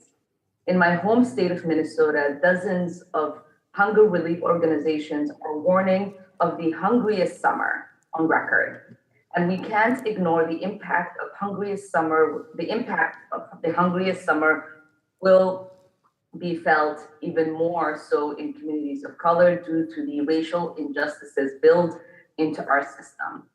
This Healthy Meals, Healthy Kids Act is an important step in addressing the rising rates of child hunger and supporting access to the federal child nutrition programs. As a former nutrition educator, childhood hunger is an issue I know too well. That's why at the beginning of the pandemic, I introduced the Meals Act, legislation passed into law that allows school districts to provide universal meals in the hopes of preventing a massive hunger crisis as students transitioned to virtual learning. It worked. Over 30 million kids are now estimated to have received school meals. Now, as students head back to school, they will yet again be subject to hurtful school lunch shaming. Students whose families are struggling to afford school meals are often singled out and humiliated at lunchtime. They are subjected to various shaming practices by schools, such as having to stand in separate lines, being given cheaper, less appetizing meals than others, or even having their lunches thrown away if they can't pay. My No Shame at Schools Act prohibits such practices, including some of the most extreme, like overt identification like tokens or wristbands, publishing a list of children with outstanding debt, or sending debt collectors after families. It allows schools to be reimbursed retroactively for unpaid meal fees after certifying that child into the program. My second bill establishes an advisory council on unpaid meal debt in child nutrition programs. Members of the council will include state food service directors, experts, parents, and cafeteria employees. And it would make policy recommendations on addressing school meal debt, preventing stigmatization, and maintain program viability. Together, my bills would ensure that schools are safe places, that no child is shamed or forced to go hungry. Again, I would like to thank the chairman, Chairman Scott, and subcommittee chair, Bonamici, for including my bills in this package. I'm proud to support the passage of this bill, which makes strong investments in tackling childhood hunger and improve access to meals for those most vulnerable. Thank you, Mr. Chairman. I yield back. Thank you, gentlelady's time has expired. Next is the gentleman from New York, Mr. Bowman. Mr. Chairman, I would like to strike the last word. Gentleman's recognized for 5 minutes. Thank you, Mr. Chairman. First, I want to express my gratitude to you, Chairman Scott, and to Rep. Bonamici, and the many advocacy groups who have worked so hard to ensure that this child nutrition reauthorization will expand access to healthy and sustainable food for millions of children and postpartum people across our country. As an educator for 20 years before coming to Congress, I've seen the harmful effects of poverty and hunger on children across all ages. I've seen what it looks like for children to show up to school hungry, kids who can't focus, self-regulate, or learn because one of their most basic needs has not been met. Hunger is a complex trauma, and access to nutritious food is a fundamental human right. But for many kids, as we know, their most reliable sources of healthy meals are breakfast, lunches, and snacks they get in childcare and school. Our educators and school staff know how important this is, and I've seen countless teachers, administrators, childcare providers, and more who take money out of their own pockets just to make sure their students are well fed throughout the day. I myself have done this many times. We have to do better to expand access to free meals during the school year and summer months to ensure students who receive meals or have unpaid meal debt are not stigmatized or shamed, and to support schools in providing their students with nutritious, locally sourced, and climate-friendly meals through farm-to-school grants, scratch cooking, and plant-based options. The Healthy Meals, Healthy Kids Act will go a long way in achieving these goals and will have a massive impact on the day-to-day lives of our kids, as well as their families, schools, and communities, starting from infancy. The Wic provisions in today's bill reflect much-needed modernization and improvements that would expand eligibility for an estimated 56,000 pregnant, breastfeeding, or postpartum parents, and 35,000 children in New York alone, especially in the context of rising food prices due to supply chain issues and corporate greed. This could not be more urgent. Feeding our children should not be controversial. I also want to thank Chairman Scott for including in today's bill the Healthy Future Students and Earth Pilot Program Act, a bill I co-led with my fellow New York Congresswoman Velasquez. These provisions will support schools in providing their students with nutritious, sustainable, and culturally appropriate plant-based food options and non-dairy fluid milk substitutes. We know that whether for climate, religious, health, or other reasons, today generations of students and families are asking for more healthy, well-rounded, and filling plant-based options in school cafeterias. School meals lay the foundation for eating, and research shows that increasing consumption of plant-based foods has substantial health benefits in terms of reduced risk of diabetes and cardiovascular disease, and protecting against certain forms of cancer. Plant-based options are also more climate-friendly. If every public school swapped out a beef burger for a veggie burger, even just once a month, it would save 1.4 billion pounds of CO2 equivalent every year. That's 1.4 billion. Our public schools can and should lead the way in building sustainable food systems. We have to properly equip our schools in the fight for climate justice. We have to provide them with the funding and technical assistance necessary to offer plant-based options, promote scratch cooking, and decarbonize food service facilities. That's why I'm also grateful to Chairman Scott for including in this ANS my amendment to make sure schools can use grants for kitchen improvements to retrofit their kitchen equipment and move towards all electric systems, which reflects the vision in my bill, the Green New Deal for public schools. I urge all of my colleagues to prioritize our children and vote yes on the Healthy Meals, Healthy Kids Act. And I urge leadership to bring these guys are a little late. They're still coming up. into the Senate immediately. Thank you, and I yield back the balance of my time. Thank you. Gentleman's time has expired. The next is a gentleman from Connecticut. Gentleman from Connecticut, Mr. Courtney. Are you seeking recognition? Doesn't appear that he's seeking recognition. Gentlelady from Florida, Ms. Wilson.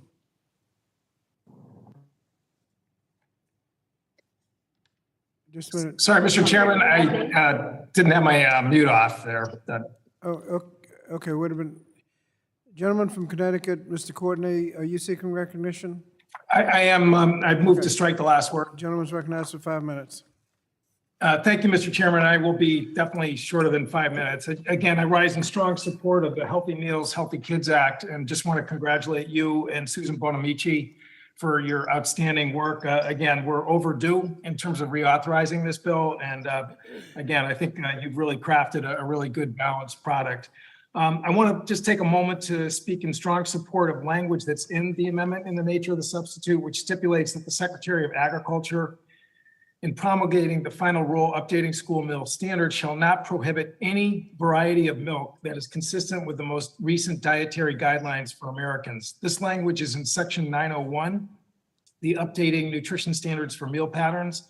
And it achieves the same goal of language in my bill, the School Milk Nutrition Act of 2021, which has 44 bipartisan co-sponsors in this session of Congress, some of whom sit on this committee.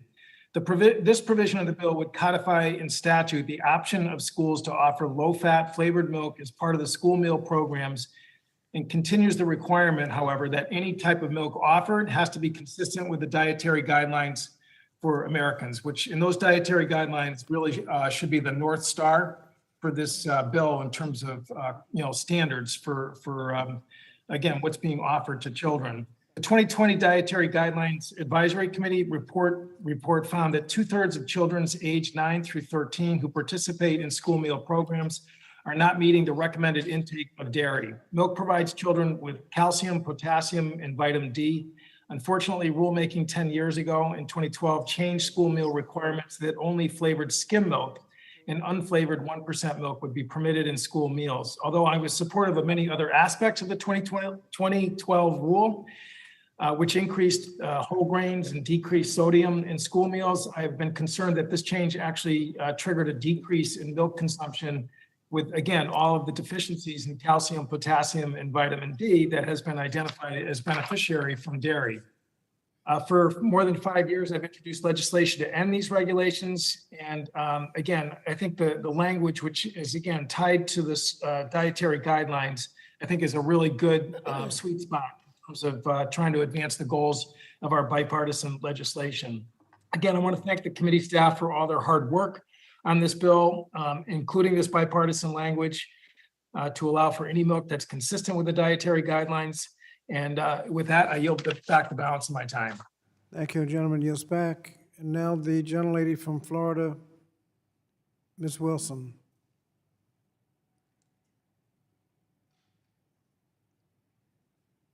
Gentlelady from Florida. Ms. Wilson, are you seeking recognition? You're on mute.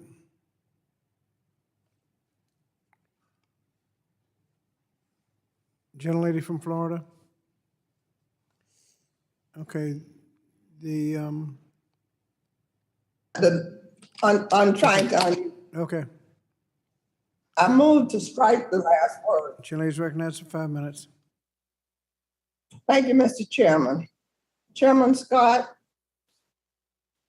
the Healthy Meals, Healthy Kids Act provides a significant federal investment in child nutrition. And these child nutrition programs will support millions of children, especially children living in low-income households. We have a unique opportunity before us today to ensure schools, after school, and summer programs and child care providers have the resources they need to put a nutritious meal in the hands of children experiencing hunger. As a former teacher and a former school principal, I've seen firsthand the toll it takes when children do not have reliable access to a nutritious meal every day. It impacts their learning. Here's the bottom line. When children are hungry, they cannot learn, making it harder for them to focus and succeed academically. Unfortunately, for too many kids, school meals are the only meals they can regularly count on. Today, 850,000 children in Florida suffer from food insecurity at the hands of failed Republican leadership and Governor Ron DeSantis. Just last week, the independently elected Commissioner of Agriculture drafted a letter asking DeSantis and company to address failure with the implementation of the state's SNAP EBT benefits, which have left thousands of underserved families without the help they need to feed their families. To make matters worse, DeSantis and company applied late for over $820 million in available 2021 summer pandemic electronic benefits transfer funds this Congress authorized, forcing Floridians to go weeks and weeks without food. This would have helped families put food on the table when kids were home from school. So this bill is quite timely for those of us in Florida, and Congress must act now. because local leadership has failed to do so. As someone who fights on behalf of all students, particularly little Black boys, this measure will expand the community eligibility provision, CEP, so that more boys and girls have access to free school meals. This means more high poverty schools will offer free breakfast and all lunch to all students. When I was a principal, I always was amazed by the number of children who wanted a salad. So the infrastructure to do so must be in place to have a salad bar. So today, I'm especially encouraged as this legislation delivers on a long-standing commitment of mine to ensure children have access to more plant-based options as part of their school meals, especially salad bars. Last year, I filed HR 4344 to ensure children have access to a salad bar in their schools. It is amazing how much they love these salad bars and how nutritious they are. I'm beyond thrilled to support a bill that extends the WIC eligibility until children reach their 6th birthday or the day they begin kindergarten. This is especially important when kindergarten isn't even mandatory in every state. We have a choice before us today: to leave children in long lines waiting for their weekly ration of bread, or to live out the words of Matthew 25:35. For I was hungry, you fed me. I pray my colleagues choose the latter. I urge you all to support the amendment in the name of a substitute and look forward to hopefully seeing this much needed measure enacted. And I yield back, Mr. Thank you. Gentlelady yields back. Does anyone else seek recognition? Gentleman from Michigan. Mr. Chair, I've been on the platform. Gentleman from Michigan, and then the gentlelady from Connecticut. Gentleman from Michigan, recognized for 5 minutes. Mr. Chairman, I move to strike the last word. Gentleman's recognized for 5 minutes. Strike the last word. I rise in support of HR 8450, the Healthy Meals, Healthy Kids Act. And I want to thank you, Mr. Chairman, and Rep. Bonamici for working together to bring this tremendous package to Markup. Our children cannot grow and learn without access to nutritious foods, period. Unfortunately, millions of kids live in food insecure households, and schools are often the only way they can get a healthy meal throughout the day. That's why moving this package to the floor is so important.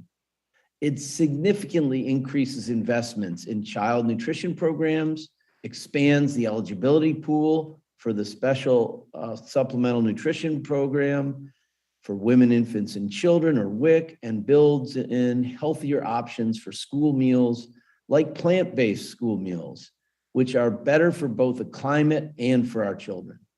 All these provisions and more are very important for my constituents in Southeast Michigan. I especially want to highlight my support for the WIC provisions. First, the bill expands WIC eligibility for postpartum and child participants. This is a crucial provision because while the United States is the wealthiest nation on earth, we have worse maternal health outcomes than comparable nations, with outcomes being worse for Black, Latino, and Indigenous mothers in particular. By extending eligibility, 900,000 more women and 500,000 more children will gain access and health benefits provided by WIC. I also want to highlight that the package includes my Modern WIC Act. As it stands, the certification process needed to participate in WIC is needlessly complicated and serves as an obstacle for mothers and babies. My Modern WIC Act solves this by permitting automatic certification of infants, extending certification periods to 2 years, allowing for family certifications, and providing for temporary certifications. Altogether, this will make it easier for mothers to navigate and utilize the WIC program, helping us tackle hunger and food insecurity in our most vulnerable and precious populations. Lately, after the disastrous decision to overturn Roe, I've heard many on the other side say we need to do more to help mothers and babies. Well, this is a real opportunity to help mothers who choose to have kids. There's no reason to oppose this package. But sadly, I fear that despite the rhetoric, Republicans on this committee are more interested in punishing women than protecting mothers and children. Mr. Chairman, I also want to mention my support for the Asunción Valdivia Heat and Illness Fatality Act, HR 2193. I wasn't able to speak on this earlier. And it's really important that we're marking up this bill today. And I want to thank you and all of our colleagues who worked on it. It seems unthinkable, but OSHA, the agency tasked with the responsibility to look out for the health and safety of workers, does not have the power to promulgate and enforce a health and safety standard to protect workers from heat, stress, and heat illness. To make matters worse, the current guidance OSHA offers in this area is vulnerable to legal challenges. That's why I'm glad we're moving ahead with a bill to empower OSHA to draft a comprehensive rule to protect workers from hazardous levels of heat stress. We saw in the pandemic how dangerous it is for workers when there aren't adequate safety standards in the workplace. Sadly, a heat safety standard will be more important than ever due to the threat of our overheating of the planet. We're already seeing that people working outside in heat waves face significant risks to their health and well-being. An OSHA heat standard that provides common sense measures like access to water and limitation on time exposed to heat will save workers' lives. So I urge my colleagues to vote for both these bills, and I yield back the balance of my time. Thank you. Gentleman's time has expired. And previously recognized the gentlelady from Connecticut, Ms. Hayes. Thank you, Mr. Chair. I move to strike the last word. Gentlelady is recognized for 5 minutes. Mr. Chair, I rise to support the Healthy Meals, Healthy Kids Act, legislation that represents a significant step in the battle against child hunger. A failure to invest in proven child nutrition programs leads to educators, neighbors, and communities being left to fill in the gaps. Hunger among children remains a persistent and stunning scourge which demands immediate action. 1 in 8 children face hunger in my state. Even before the pandemic, 2.7 million households did not have reliable access to nutritious foods. So delaying further action would have an even more detrimental effect. We must do this now. The Healthy Meals, Healthy Kids Act will go a long way towards addressing systemic barriers and reducing inequities in our community. I am thankful to the committee for prioritizing legislation to ensure more kids have access to healthy meals in school. The Healthy Meals, Healthy Kids Act includes the text from several of my bills: the Scratch Cook Meals for Students Act, the Wic for Kids Act, the School Hunger Elimination Act, and the Stop Child Hunger Act. The bipartisan Scratch Cook Meals for Kids Act would allocate $100 million over 5 years to help high-need districts transition to scratch cooking, a method of school lunch preparation that uses minimally processed, locally sourced, fresh ingredients. This type of investment is not just great for student health, wellness, and academic performance, but will bolster professional development, employee compensation, and will help replace aging cafeteria equipment. Where it has been implemented, scratch cooking has been shown to have a significant impact on our climate, workforce, and local food systems by ensuring local farm to school production and producing the culinary skills for food service professionals. We will cut system-wide carbon emissions and prepare workers for a variety of culinary professions. This will also help build the resilience of our food system so that we are protected from national or international shocks. The bipartisan Wic for Kids Act eliminates barriers to WIC enrollment to millions of families by providing automatic eligibility for families who have documented eligibility in other programs. Too many families are not accessing benefits they qualify for because of the burdensome process of certification and duplicative documentation. The School Hunger Elimination Act will automatically qualify all school-age children receiving Medicaid and supplemental security insurance Supplemental Security Income, or SSI, for free and reduced price meals under the National School Lunch Program. This will make access to school meals less burdensome, expanding services to hundreds of thousands of students. And finally, the Stop Child Hunger Act provides low-income children who rely on free and reduced price meals during the school year. Well, they will be provided with an EBT card when school is not in session, like during summer breaks. Summer months are consistently the hungriest time of year for kids. The lapses in benefits have drastic impacts on low-income families. EBT is a proven method for addressing hunger among children. The bill also includes expanded waiver authority during federally declared emergencies and investments in breastfeeding peer counselors. I worked with committee while we were drafting the Access to Baby Formula Act on these very same issues. So to see that included in this package is really encouraging. These bills are common sense. They are bipartisan, and they will help ensure that no child has to rely on a teacher putting a granola bar in their backpack so they'll have a meal at night. I am thrilled that we have found some bipartisan consensus here, and I will continue to seek collaboration and consensus from my Republican colleagues on issues of child nutrition and hunger. Child hunger is not only a policy failure, it's a moral failure. I urge my colleagues on this committee to support the underlying bill and work to end this failure once and for all. And with that, Mr. Chair, I yield back. Thank you. Gentlelady's time has expired. Does anyone else seek recognition? The gentlelady from Washington, Ms. Jayapal. Mr. Chairman, I move to strike the last word. Please recognize for 5 minutes. Thank you, Mr. Chairman. I am very proud to support the Healthy Meals, Healthy Kids Act because investing in children will always be among the best down payments that Congress can make towards a prosperous America. No child should go hungry. And yet, food insecurity is a pervasive issue. It can be long-lasting, brought on by poverty and chronic homelessness. It can also be temporary, the result of missing a paycheck or a sudden financial emergency.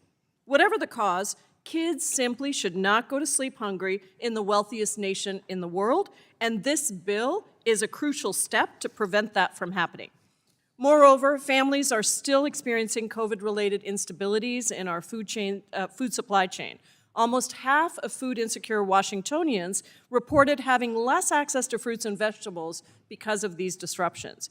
As we're still recovering from delays to food processing and delivering, this bill would provide essential support to families and children by keeping school meals universal, boosting farm-to-school opportunities, and reducing food waste. We know that programs like WIC, SNAP, and free school meals have been essential for families with kids. I represent Southeast Seattle, which before the pandemic had 1 in 4 families being food insecure, among the highest rates of food insecurity in Washington state. By expanding and investing in food assistance services, we've helped families to secure affordable meals for their kids. And I'm also happy to see this bill take Washington's success in making kids from families receiving Medicaid and other need-based programs automatically eligible for meals and reducing the administrative burden on schools and families to ensure the speedy delivery of food assistance. I'm also very proud to see that the Healthy Meals, Healthy Kids Act makes my bipartisan Feeding Homeless Youth during COVID-19 bill permanent. It ensures that young adults experiencing homelessness had access to free meals and made monumental strides in reducing hunger when it was included in the American Rescue Plan. It's estimated that more than 500,000 individuals under the age of 25 experience homelessness. I'm also concerned for the LGBTQ youth, of whom 1 in 4 experienced homelessness at some point in their lives. 40% reported being kicked out by their parents or caregivers solely because of their identity or orientation. If they are housing insecure, they are also likely to be food insecure. No one should starve in this country. And so I'm glad that this administration and this Congress is addressing our nation's response to homelessness by guaranteeing a meal for every young person in an emergency shelter. My bill was bipartisan, and it shows that improving food security, like the Healthy Meals, Healthy Kids Act provides, should enjoy universal support. To any colleagues who are considering opposing this bill, why? Kids should not be punished because their parents can't afford to feed them. Many, in fact, are working parents. A majority of working-age Washington adults in poverty are already working or seeking work. Most of those who are working have more than one job. They are doing everything they can, in too many cases, while working for less than a living wage, and they still can't put food on the table. Financially insecure families make tough choices every day with their limited funds. They may be expending every single dollar on rising housing costs, which have ballooned in my state since the pandemic. They may be struggling to pay for childcare, which is upwards of $2,500 per month per child in Seattle, rivaling and often beyond what it costs to cover tuition at a public college. Poverty is not a result of personal choices. It is a government failure to support common sense investments like those found in the Build Back Better bill, which would have helped parents and caretakers afford to feed their kids. But today, in this committee, we are on the path to do the right thing for America's children. Kids are my priority, and I am so proud to help make an investment in them today by keeping them strong and healthy and prepared through the Healthy Meals, Healthy Kids Act. Thank you, Mr. Chairman, for your tremendous leadership in crafting a bill that brings urgency to food insecurity and moves our nation towards one without childhood hunger. Thank you, and I yield back. Thank you. Does anyone else seek recognition on the amendment nature of substitute? If not, there being no further discussion on the amendment nature of substitute, the committee will now move to consideration of amendments. And does any member wish to offer an amendment? I'll start with the manager's amendment and ask the clerk to report the amendment. Amendment to the amendment in the nature of a substitute to H.R. 8450, offered by Mr. Scott of Virginia, identifier managers _01. Thank you. I recognize myself for 5 minutes in support of the amendment. This amendment makes several changes that are necessary to ensure that we're comprehensively addressing the health and nutritious needs of children. First, the amendment provides a process for states to utilize statewide online meal applications, providing administrative simplicity and making it easier for children to access school meals. Additionally, this amendment clarifies several key provisions, such as ensuring that food donation protections extend to animal shelters and clarifying the requirements around non-dairy alternatives. Also, this amendment makes several technical changes and modest improvements, including technical changes to the Summer Electronic Benefits Transfer, the EBT, and the Child and Adult Care Food Programs. And lastly, the amendment adds an authorization of appropriations for incentives to make sure that we can serve more nutritious meals. H.R. 8450 helps bring us closer to ending child hunger, and this amendment ensures that we're holistically addressing the nutritious needs of children. I urge my colleagues to support this amendment and yield back. Does anyone wish to speak to the amendment?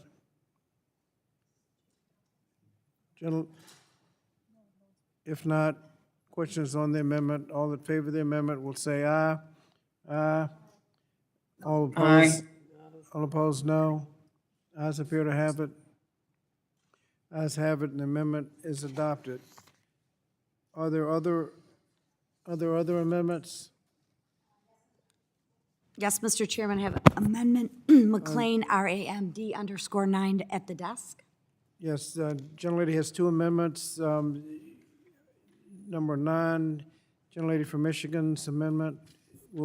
Clerk will report. Amendment to the amendment in the nature of a substitute to H.R. 8450, offered by Mrs. McLean of Michigan, identifier RAMD _04. No. Mr. Chairman, I reserve a No, point of order. wait a minute. 09. _9. She has two amendments. Okay. Under identifier RAMD _09. Right. Mr. Chairman, I reserve a point of order. Point of order is reserved, and the gentlelady from Michigan is recognized. Thank you, Mr. Chairman. I'm offering an amendment today to allow school food services the option, and I emphasize the option to serve potatoes as a substitute for a second serving of fruit in the National School Breakfast Program. I do intend to withdraw this amendment at the conclusion of the debate, but I think it is actually important to discuss. For the past 6 years, and as recently as last week in the House, Congress has approved this policy. Today, I'm seeking to permanently correct this unfounded and arbitrary regulation decision by the USDA implemented following the 2010 Child Nutrition Reauthorization Act. Without any basis in statute, USDA did not allow potatoes to be served at breakfast because potatoes were not deemed underserved. That definition goes too far as to qualify underserved vegetables based on their color, and that is whether they are red, orange, or green. USDA requires a substantial amount of underserved vegetables to be provided to school children before potatoes could be offered. These regulations were overridden repeatedly by Congress through the appropriations process. Additionally, they are not aligned or based on the dietary guidelines for Americans. Broader nutrition science or the desire of school food services professionals across the country. If we're basing our nutrition programs on science and listening to those who every day prepare the meals for perhaps the most finicky of consumers, our children, then let's remove these senseless rules that disqualify breakfast potatoes to restore to school food service professionals the choice and the option to prepare meals that are nutritious and the kids will actually eat. I urge my colleagues to support this common sense amendment and yield back. This time has expired. I withdraw the point of order. Point of order is withdrawn. Does anyone wish to speak to the amendment? Mr. Chairman. Gentlelady from Washington. Oregon. Excuse me, Oregon. Excuse me. Close, Mr. Chairman. Thank you. Thank you. I move to strike the last word. Gentlelady is recognized for 5 minutes. Thank you, Mr. Chairman. This amendment would allow vegetable substitution for fruits in the school breakfast program. And it's important for growing kids to receive a variety of vegetables and fruits to help provide a balanced diet and proper nutrients such as fiber, potassium, folate, vitamins A and C. Both fruits and vegetables are important and provide different dietary needs, but they're not interchangeable. Although there is no vegetable requirement in breakfast, schools already have the option to substitute a vegetable for a fruit with the condition that the first 2 cups per week of such vegetable must be dark green, red, orange legumes, or other vegetable subgroups before a starchy vegetable can be offered. This amendment mirrors a rider typically proposed through the appropriations process, but goes further and permanently undermines evidence-based nutrition standards. To best serve children, school meals must follow nutrition standards based on research and science. A 2020 study shows that the standards in the Healthy Hunger-Free Kids Act correlate to a 47% lower rate of childhood obesity for low-income students. Undermining the improvements to nutrition standards we've seen in the last decade would prevent school meals from being a critical source of nutrition for children. We must make sure these standards are fully implemented, and this amendment would create a gap in our evidence-based standards. For these reasons, I urge my colleagues to reject this amendment, vote no, and I yield back. Gentlelady's time has expired. Gentleman from Idaho, Mr. Fulcher. Thank you, Mr. Chairman. And this is a potato-specific amendment, and coming from the state of Idaho, I can tell you that I frequently get asked about what we're most recognized for, and that is potatoes. Our state is the #1 potato producer in the nation, has been since 1959. More than a third of the potatoes in the country comes from Idaho, some 13 billion pounds per year. Now, why is that demand so high? It's high because it's good food. Vitamin C, B6, potassium, iron, fiber, protein, plus other things. It's fat-free, gluten-free, cholesterol-free, sodium-free. And it's not fiscally free, but relatively speaking, it's close, which is one of the main points I was trying to make here and why this is a good amendment. It's very, very affordable. Plus, it tastes good. So this amendment is potato-specific. It simply ensures that they can remain on the list available under these programs. And Mr. Chairman, if it helps, I can tell you we can even call it a bipartisan food because both Republicans and Democrats like potatoes. So this is I'm going to call it bipartisan on that front because it needs to be. So thank you, Mr. Chairman. I urge support of the amendment. Thank you. Gentleman's time has expired. Anyone else seek recognition? If not, I recognize myself for 5 minutes. Just to briefly say that I think it's just a better policy as often as possible to defer to the official nutritious standards based on research and science rather than decide these questions in the legislative branch. So Oppose the amendment. Yield back. Anyone else seek recognition? Mr. Chairman, I withdraw my amendment. Gentlelady from Michigan withdraws the amendment. Are there other amendments? Yes, Mr. Chairman, I have Amendment McLean, RAMD_4 at the desk. Clerk will report the amendment. Amendment to the amendment in the nature of a substitute to H.R. 8450 offered by Mrs. McLean of Michigan, identifier RAMD_04. Gentlelady is recognized for 5 minutes on behalf of her amendment.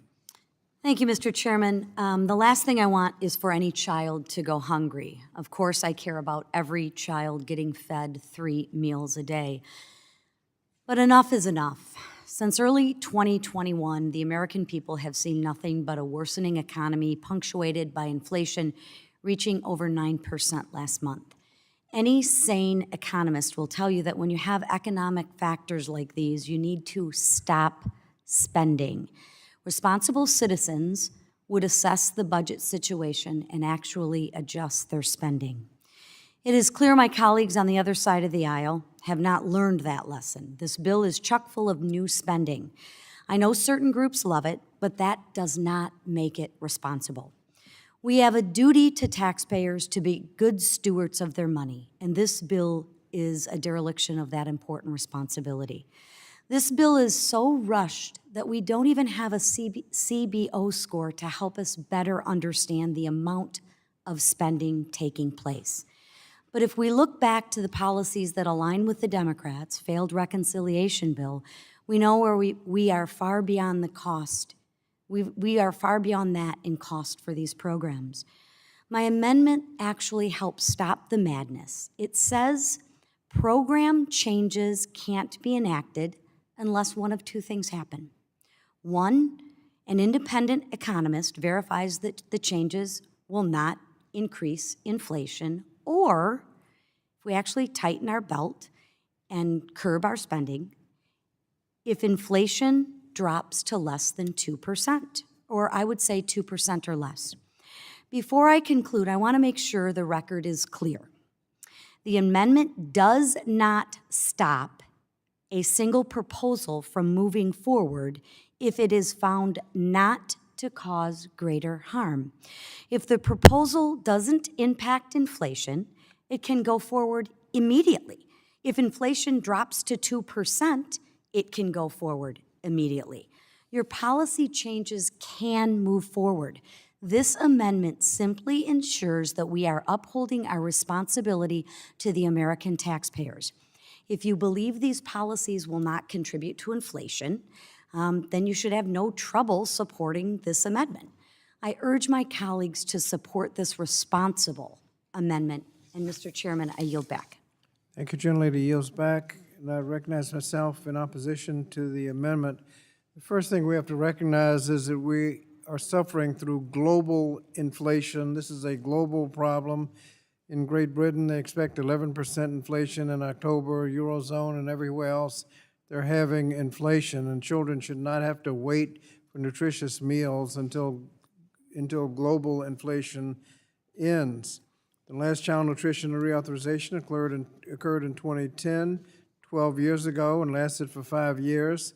So we've been funding the programs technically without authorization, and reauthorization of child nutrition programs is long overdue. Now, funding programs that have lost their authorization is not unusual. As a matter of fact, it is more usual, but we should have up-to-date authorizations. This bill makes a number of important updates that are critical to improving our children's health, including increasing reimbursement for school meals that are more expensive because of global inflation. So reauthorizing this program will better equip federal child nutrition programs to respond to the nutrition and health needs of our country. And I would hope we would defeat the amendment so that the help that children need will not be delayed. I yield back. Does anyone else seek recognition? Mr. Chairman. Gentlelady from North Carolina. Thank you. I move to strike the last word. Gentlelady's recognized for 5 minutes. Mr. Chairman, I remember growing up, parents would often say, will you jump off the tree or jump out of a tree if your friend jumps out of a tree, you know, saying somebody else is having worse inflation than we are, therefore it's okay to add to our inflation. doesn't seem to me like a very good argument for adding to our inflationary woes. We all agree that we want to see children fed, but adding to the problems of Americans across the board, many of whom don't have children in school and are struggling with making ends meet because of this unholy inflation that we're having caused by the overspending of Democrats. So yes, we want to see children fed, but we want to see all Americans have good food. And if they don't have children in school and they're struggling for their own nutrition, we should not be making things worse for them. So it's not a matter of a choice between feeding children or not feeding children. The children are going to get fed with the existing programs. The school food service people do a fantastic job of stretching the dollars. We've seen it. But what they need is regulatory relief and for the federal government to leave them alone so they can do their jobs, and we don't need to be exacerbating the problem of inflation. I yield back. Gentlelady's time has expired. Does anyone else seek recognition? If not, the question is on the amendment offered by the gentlelady from Michigan. All in favor of the amendment will say aye. Aye. All opposed, no. No. Noes appear to have it. Mr. Chairman, can I call for The recorded vote is requested, and that'll be rolled to the end. Are there other amendments? Mr. Chairman, I have an amendment at the desk. Gentlelady from New York has an amendment. Clerk will report the amendment. Amendment to the amendment in the nature of a substitute to H.R. 8450, offered by Ms. Stefanik of New York, identifier RAMD_01. Gentlelady's recognized. Gentlelady's recognized 5 minutes on behalf of her amendment. Thank you, Mr. Chairman. The American people have faced crisis after crisis under the Biden administration, and one of the worst, and I say this as a new mom, has been the baby formula shortage, which has caused immense stress and grief for new parents across the country.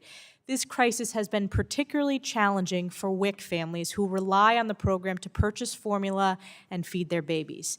Thankfully, we came together to pass bipartisan legislation that provided flexibility so WIC families can access formula during the current crises and put measures in place that will help WIC families if another shortage arises. But what we didn't do then, and this bill fails to do now, is make the necessary changes to the WIC program to prevent this crisis from occurring in the first place. It is another example of how this bill doesn't solve the problems impacting American families today, and my amendment will change that. My amendment, which has had bipartisan support on this committee, including from sitting committee members, addresses the limited options WIC mothers have for baby formula and the over-reliance on a few large formula manufacturers. If we adopt my amendment, WIC mothers will no longer be held hostage to these market disruptions. Under this amendment, states will contract with 2 manufacturers rather than just 1. States will still get the rebates for formula sold through the program, and manufacturers will still bid for those contracts through the competitive process with the incentive of market share in the state. But by allowing this greater competition than what currently exists today with the sole source contracting model, new formula manufacturers will be able to enter the market, benefit all families, including WIC participants. Some of my Democrat colleagues called for this change during floor debate back in May, so here is an opportunity to follow through those words with action. I urge my colleagues to support this bipartisan amendment, and I yield back. Gentlelady yields back. Does anyone seek recognition on the amendment? Does anyone seek recognition? Yes, Mr. Chairman. Gentlelady from North Carolina. Thank you, Mr. Chairman. Move to strike the last word. Gentlelady's recognized 5 minutes. Strike the last word. Thank you, Mr. Chairman. You know, there's more work to be done to shore up resilience in the infant formula sector and to make sure that everyone who wants to breastfeed their baby has the support and the resources to do so. However, this misguided amendment would upend the structure of the WIC program and could jeopardize benefits for millions of low-income families. The infant formula shortages over the past several months are not the consequence of WIC's contracting process, but the result of food safety concerns and consolidated operations at Abbott Nutrition. I do appreciate the intention of the amendment and any concern for WIC participants who may struggle to access formula during a supply chain issue. I urge my colleagues to oppose this amendment. I yield back the balance of my time, Mr. Chairman. Gentlelady yields back. Does anyone else seek recognition? Yeah, go ahead. Gentlelady from, Thank you, Mr. Chairman. I move. Wahlberg has one. gentleman from Michigan, Mr. Wahlberg. Thank you, Mr. Chairman. Previous. Gentleman's recognized for 5 minutes to strike Thank the you. last word. The previous speaker brought up some questions in my mind, and I think probably it can be addressed more fully by having the sponsor of this amendment some time yielded to her, so I'd be glad to yield some time to Representative Stefanik. Thank you for yielding, Ms. Berg. Thank you, Waldberg. As I pointed out, this amendment does not change the bidding process. It does not change the rebate or cost containment requirements. It simply ensures states contract with 2 formula manufacturers instead of 1. Your own member, Ms. Hayes, Johanna Hayes, said back during the consideration of the Bipartisan Access to Baby Formula Act, quote, "It is horrible that in this country we have a baby milk shortage. I think we have to respond to that and then revisit the way we're structuring these contracts," calling the sole sourcing contracts and the market advantages they bring, quote, "a huge problem that many Americans weren't even aware of." But she also says addressing the contracts would require a much larger fix than what Congress is currently proposing. Now, I will tell you, as the newest mom in Congress, according to, working with my colleagues, they are rationing baby formula on the shelves. They are rationing them. You are limited to 2 units in upstate New York when you go to purchase baby formula. Whether you breastfeed, whether you formula feed, whether you need very specific nutritional type of formula, this is a crisis. We do not have time to wait. Members of this very committee have spoke in support of this amendment on the House floor. And to politicize this issue is indefensible, which is why I'm urging those members that spoke in support of this amendment on the House floor to show some consistency and vote and support this amendment in this markup. Yield back to Mr. Wahlberg. Thank the gentlelady for that information, and I yield back. Gentleman yields back. Gentlelady from Oregon. Thank you. I move to Bonamici. strike the last word. Gentlelady is recognized for 5 minutes. Thank you. I want to speak in opposition to the amendment, although I appreciate the effort to address the infant formula issue. The formula shortages are not the consequence of WIC's contracting process, and we need to work together. It requires a multi-agency action, including significant action at the FDA. But I also wanted to note that there's an important provision in this underlying bill that I hope the sponsor of this amendment will agree is important, because we worked on it together for many years, the Child and Adult Care Food Program.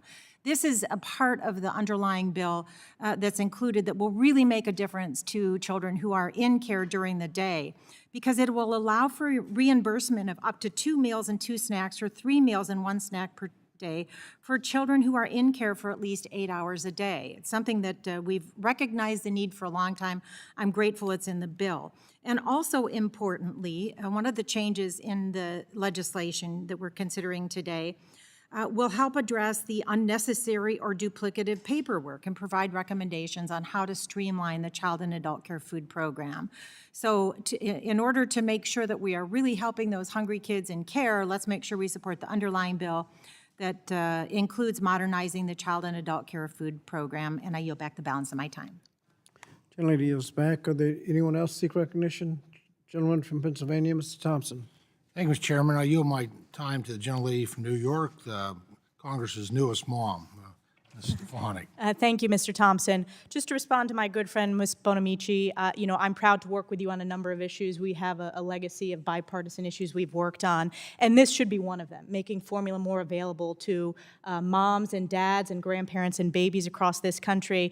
And you, I believe, falsely pointed out that this has nothing to do with the formula access and the competition in the market. Yet I have a letter from Democrat senators, including Cory Booker, Tammy Duckworth, Amy Klobuchar, Kirsten Gillibrand, Tina Smith, Elizabeth Warren, Richard Blumenthal, Patrick Leahy, that says, quote, "This may merit exploring new ways to bolster competition in the market and ensure formula access for WIC participants, including the possibility of multi-source contracts." This amendment takes it from 1 to 2. It is the most common sense amendment to increase access in the marketplace. We know that this crisis is a failure of Joe Biden's FDA to brush this under the rug. The fact that they knew this was going to be a problem and yet they did nothing, nothing, nothing for months. This should be simple. Again, your members have spoken in support of this on the House floor. And again, to now politicize this to vote no, every mom and dad across America should know that Republicans are seeking to solve this issue immediately, and our colleagues across the aisle, unfortunately, they'll say one thing on the House floor and then vote no as they proxy vote in this committee and don't even show up on this important issue. As a new mom, nothing is more important than being able to feed your child. And when you represent a rural district like mine, where families have to drive over an hour each way and the formula is getting rationed, this is a small but important step to help solve this crisis. I yield back to G.T. Thompson if you have any additional. Well, Chairman, I just want to add my support for the gentlelady's amendment. I also represent a very rural district, 24% in the landmass of Pennsylvania. And it is not an easy commute, especially when there is supply chain disruptions. And anything that we can do to help America's young families on this issue is something that we should be embracing and we should be supporting. Let's put politics aside and let's do the right thing for American families. And with that, I yield back. Gentleman yields back. Anyone else seek recognition? If not, I recognize myself briefly to speak on the amendment. One problem with offering an amendment the morning of the markup is that there's no opportunity to really evaluate it. We have given up on what we call the register, where we had 24 hours to evaluate amendments. So we have the amendment before us. When people spoke previously, they didn't speak to this amendment. They spoke to the idea about increasing the number of bidders. But we have no idea what the effect on the bids will be. If you have to outbid everybody, you're going to bid more aggressively low than you would if you only have to, if two people are going to win the bids. No opportunity for stakeholders to comment on other alternatives. And so that's the problem. I'm not prepared to accept this amendment. Obviously, we might want to go in this direction, but because we're just seeing this amendment, there's no opportunity to really evaluate all of the ramifications, and for that reason, I would ask for a no vote. I yield back. Mr. Chairman. Gentlelady from North Carolina. Thank you, Mr. Chairman. I yield to the gentlewoman from New York, Ms. Stefanik. Gentlelady from North Carolina is recognized for 5 minutes. She's yielded to the gentlelady from New York. Thank you to a ranking member. Thank you to the chair for yielding back. So now we're no longer arguing the substance of the bill. It's about the process. Let me point out the process to the American people. Democrats put forth a 200-page bill and wasn't shared with the Republican members until last night. Mine is a 2-page amendment. As I said, it's very simple. Takes it from 1 to 2 in terms of WIC contracts. That's pretty simple, and the stakeholders in my district are the moms and dads, babies, and grandparents. Those are the stakeholders I care about, and I'm proud to be an advocate for this. I'm proud that our members are going to support this common sense amendment. Frankly, I think it's very out of touch with the American people that our colleagues across the aisle are claiming process when this is a 2-page amendment. We know who the stakeholders are across the country. They are the parents, they are the babies, they are the grandparents, and we, my colleagues on our side of the aisle, will continue to be the advocates for healthy babies, for parents and their grandparents, for healthy futures. And with that, I yield back. Gentlelady yields back to the gentlelady from North Carolina. And I will yield back. Yields back. Time has expired. Anyone else seek recognition on the Stefanik amendment? If not, question is on the amendment. All in favor of the amendment will say aye. Aye. All opposed, no. No. Request a recorded vote. No. And a recorded vote is requested, and they'll be rolled with the others. If someone else seek to offer an amendment. Gentleman from Pennsylvania. Thank you, Mr. Chairman. I have an amendment, RAMD 3, at the desk. Clerk will report the amendment. Amendment to the amendment in the nature of a substitute to H.R. 8450 offered by Mr. Thompson of Pennsylvania, identifier RAMD_03. Gentlelady from Oregon, reserve a point of order. I reserve a point of order, Mr. Chairman. Gentleman from Pennsylvania is recognized for 5 minutes on behalf of his amendment. All right, Mr. Chairman, thank you very much. This amendment is not one that would fail your two-day test or whatever it might be. This is an amendment that's based on sound science. I would hope we'd be a committee that follows sound science and not be science deniers. As you know, Mr. Chairman, I represent the second largest district in Pennsylvania. And through this area, many of my constituents own dairy farms, and I've been a strong advocate for them and continue to find ways to bring milk varieties back into school lunches.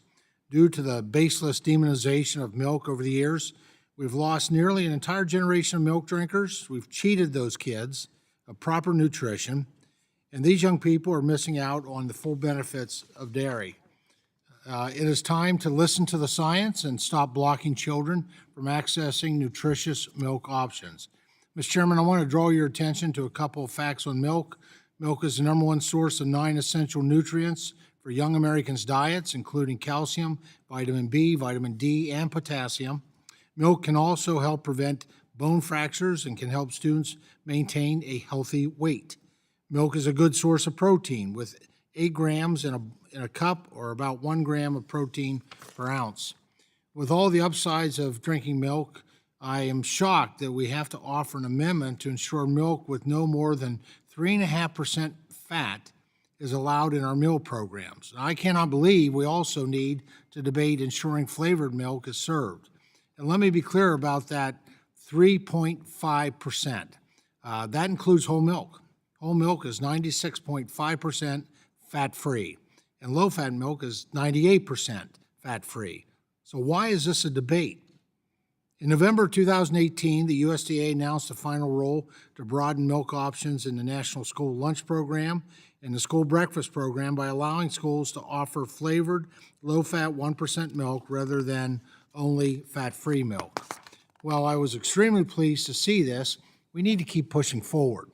No matter how much science and research we receive from special interests vilifying milk, citing its, quote, negative, unquote, benefits to our children, if the kids do not eat or drink the food and beverage served during school lunch, then they're not nutritious. In fact, it's quite wasteful. And speaking of science, there's a growing body of evidence that consumption of saturated fat and whole milk dairy products, milk, cheese, yogurt, may not be associated with a higher risk of cardiovascular disease, and in fact, has healthy benefits. Now, my amendment will help ensure children have access to milk they enjoy drinking. The upside to protecting children's access to milk includes more vitamins, stronger bones, and more nutrients overall. Now, this amendment also increases access of milk in the Special Supplemental Nutrition Program for Women, Infant, and Children, or the WIC program, by specifically allowing for participants, both women and children over the age of 2, to choose 2% and whole milk. This amendment should not be necessary, but the bill before us once again leaves the previous nutrition program problems in place and fails to ensure all students have access to the milk they enjoy and need. Now, my amendment fixes that. If you want to improve the nutrition of the meals in these programs, it starts by protecting access to milk.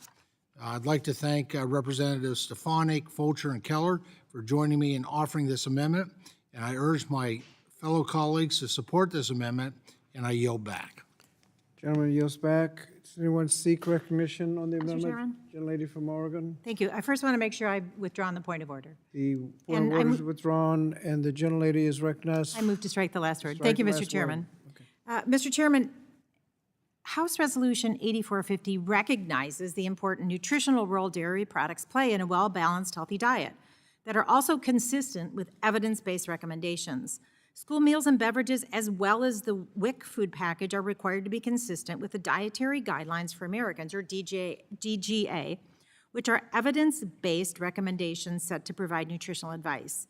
This bill lets science continue to guide the process for determining the foods and drinks available to children in schools and requires that the National Academies of Sciences, Engineering, and Medicine provide recommendations to the Secretary to update regulations to align with the newest DGAs.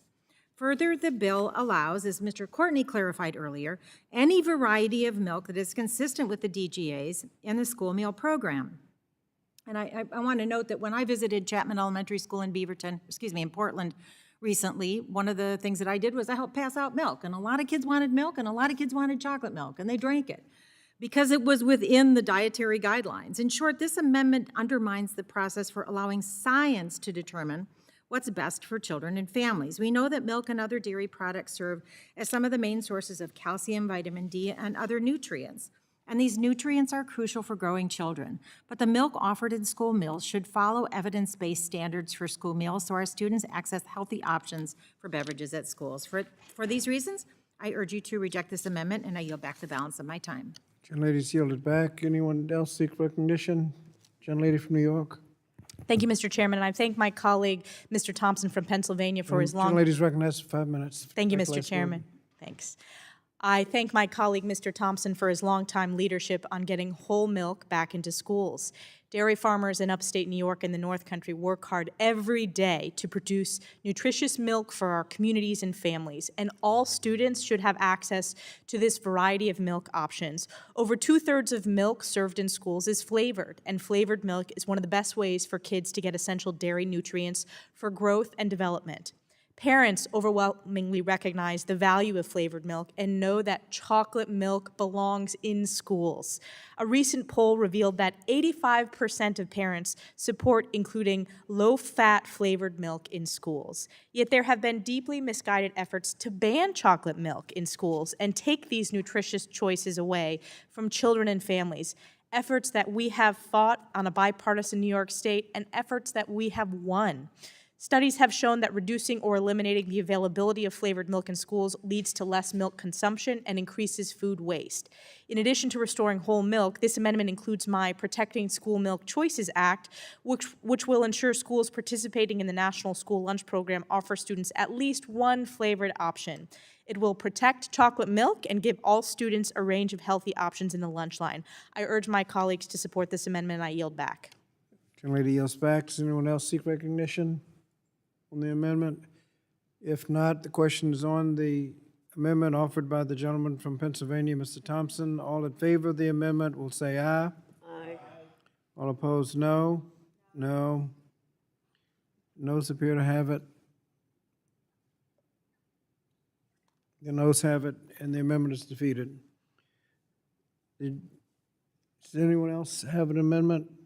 Gentleman from Michigan, Mr. Wahlberg. Thank you, Mr. Chairman. I have an amendment titled Wahlberg RAMD/02 at the desk. Clerk will report the amendment. Amendment to the amendment in the nature of a substitute to H.R. 8450 offered by Mr. Wahlberg of Michigan, identifier RAMD_02. Gentleman is recognized in 5 minutes on behalf of this amendment. Thank you, Mr. Chairman. My amendment is a simple fix that addresses concerns we've received about the existing child nutrition program.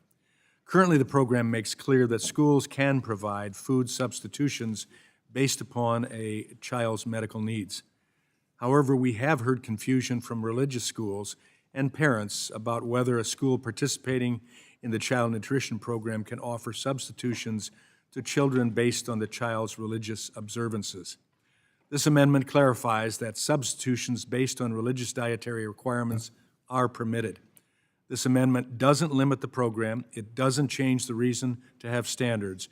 It doesn't change the impact of the standards. It simply says it's okay to make substitutions to the menu to reflect religious dietary needs.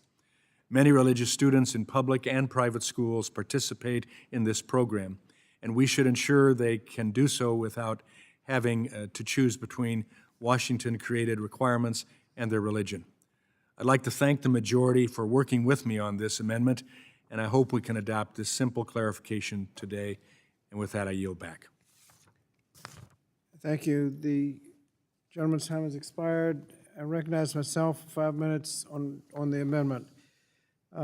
I thank my colleague for this amendment. Current law already affords school flexibility to substitute foods to meet the medical and special dietary needs, including religious needs of individual students, so long as they continue to meet the minimum nutritional standards. In addition, current regulations specifically encourage schools to consider ethnic and religious preferences when planning and preparing meals. But things can come up like costs and other things. So we expect that school systems already accommodate the religious dietary needs of students, but it would be helpful to make this clear in the statute, as the gentleman's amendment does.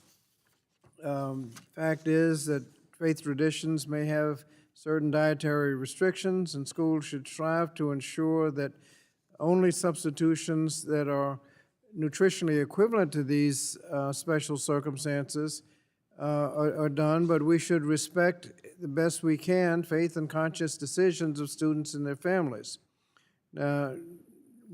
What the amendment does is make sure that nothing in the bill can be construed to prevent those substitutions, and this amendment ensures that we'll be able to balance accommodation requests while ensuring that schools operate nutritionally sound school food programs and allow us to do the best we can to make the appropriate accommodations. So I thank the gentleman for his amendment. I would recommend a yes vote and yield back the balance of my time. Are there other comments? Anyone else wish to speak to the amendment? If not, the question is on the amendment offered by the gentleman from Michigan, Mr. Wahlberg. All in favor, say aye. Aye. All opposed? Aye. All opposed, no. The ayes appear to have it. The ayes have it, and the amendment is adopted. Are there other amendments? Mr. Chairman, I meant to vote yes on that. I said no, but I meant to vote yes. The gentlelady wants to make it clear that she was voting in favor. And the amendment is adopted. Are there other amendments? Yes, Mr. Chairman. I have an amendment, Harshbarger, RAMD_7 at the desk. I don't, oh, I'm sorry. Gentlelady from Tennessee has an amendment at the desk. Clerk will report the amendment. Amendment to the amendment in the nature of a substitute to H.R. 8450 offered by Mrs. Harshbarger of Tennessee, identifier RAMD_07. Mr. Chairman, I reserve a point of order. Point of order is reserved, and the gentlelady from Tennessee, Ms. Harshbarger, is recognized for 5 minutes on behalf of her amendment. Okay, thank you, Mr. Chairman. Mr. Chairman, it's time to stop repeating the errors of the past. Last time Congress passed a child nutrition bill, we instructed the Secretary to update the meal standards, and unfortunately, those standards were full of advocates' pipe dreams and devoid of practicality for schools and families. This bill is poised to repeat the same problem. Please, let's just don't do that again. My amendment will help avoid making the same mistake twice and does so without changing your policy intent. First of all, it doesn't strike a requirement to update the regulations, and secondly, it doesn't prohibit the Secretary from regulating on these topics. My amendment simply ties the policy goal to practicality. It does that by requiring the Secretary to conduct a feasibility study for any new regulations, and the study will look at, number one, the cost of the considered changes to grantees and families, number two, the acceptability of the requirements to students as to not increase food waste, and number three, the time necessary to have food available for purchase that will meet the considered standards. In other words, this amendment is a common sense addition that quite frankly should be a requirement before all regulations are proposed. We should understand how the regulations will impact the field before having a short window to comment on the proposal. Importantly, this should be done by an independent researcher to avoid clouding the study with the desired outcome. If you want a successful, robust meal program that supports strong and healthy meal standards, you should vote for my amendment. And I urge my colleagues to support this amendment. And with that, I yield back, sir. Mr. Chairman, I withdraw the point of order. The point of order is withdrawn. Does anyone seek to speak to the amendment? Mr. Chairman, it was my understanding Ms. Adams was going to speak. Is she on the platform? If not, I will respond. Is the gentlelady from North Carolina on the platform? If not, gentlelady from Oregon? I move to strike the last word and speak in opposition to the amendment. Gentlelady from Oregon is recognized for 5 minutes. Strike the last word. Thank you, Mr. Chairman. This amendment is an attempt to stop the USDA from carrying out its duty to implement evidence-based nutrition standards that support children's health consistent with the dietary guidelines in the law. USDA would already consider the cost of implementation in rulemaking, as is already required by law, and practical implementation for school operators. This bill maintains a science-based process for updating nutrition standards, and this ensures that evidence, not politics, will guide the standards. Additionally, while food waste in schools is a concern, food waste is not unique to schools, nor a creation of the updated standards. Concerns about food waste are better addressed through evidence-based strategies. In fact, to help address these concerns, the bill establishes a grant program to combat food waste in schools by educating children about food waste, in addition to creating food waste reduction projects. And I want to note as well that the legislation that I'm working on with Representative Schreier will deal with timing and school waste, because there are studies that show that when lunch is scheduled can significantly decrease food waste. So we don't need this amendment. I urge my colleagues to reject it, and I vote and to vote no, and I yield back. Gentlelady yields back. Does anyone else seek recognition on the amendment? If not, the question is on the amendment offered by the gentlelady from Tennessee. All in favor of the amendment will say aye. Aye. All opposed, no. No. Mr. Chairman, I ask for a recorded vote, please, sir. A recorded vote is requested, and they'll be rolled to be taken up with the rest.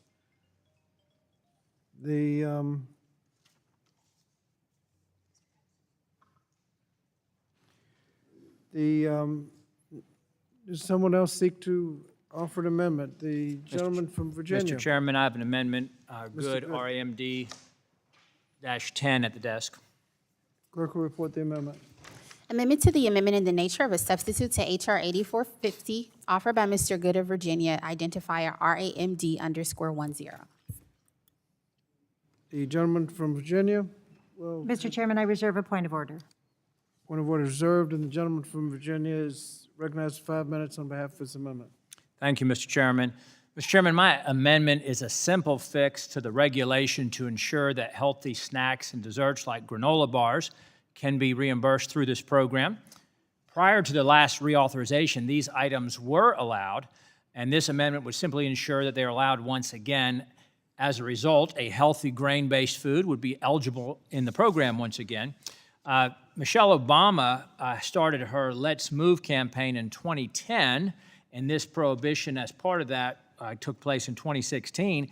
But since then, childhood obesity has actually increased for age groups 6 to 11 and age groups 12 to 19. Matter of fact, from 2010 on, it's increased as much as 15% during that period since the Let's Move initiative took place.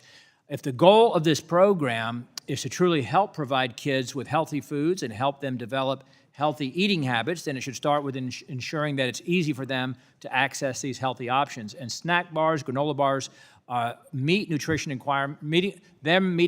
requirements should be reimbursable. They are reimbursable through the Child Nutrition Program, but they're not allowed through the Child and Adult Care Food Program, or CACFP, solely because they're defined as a grain-based dessert. But allowing these products to meet a reimbursable requirement for CACFP opens up a large category of appetizing, low-cost, and shelf-stable snack options for participants. This is a common-sense solution, and I would hope that this simple fix program could be supported by all members of this committee. But in light of the fact that I suspect it will be voted down on a party line vote, I withdraw my amendment and I yield back. Mr. Chairman, I withdraw the point of order. Thank you. Gentlelady from Oregon withdraws the point of order. Gentleman from Virginia, time has expired. Does anyone seek recognition on the amendment?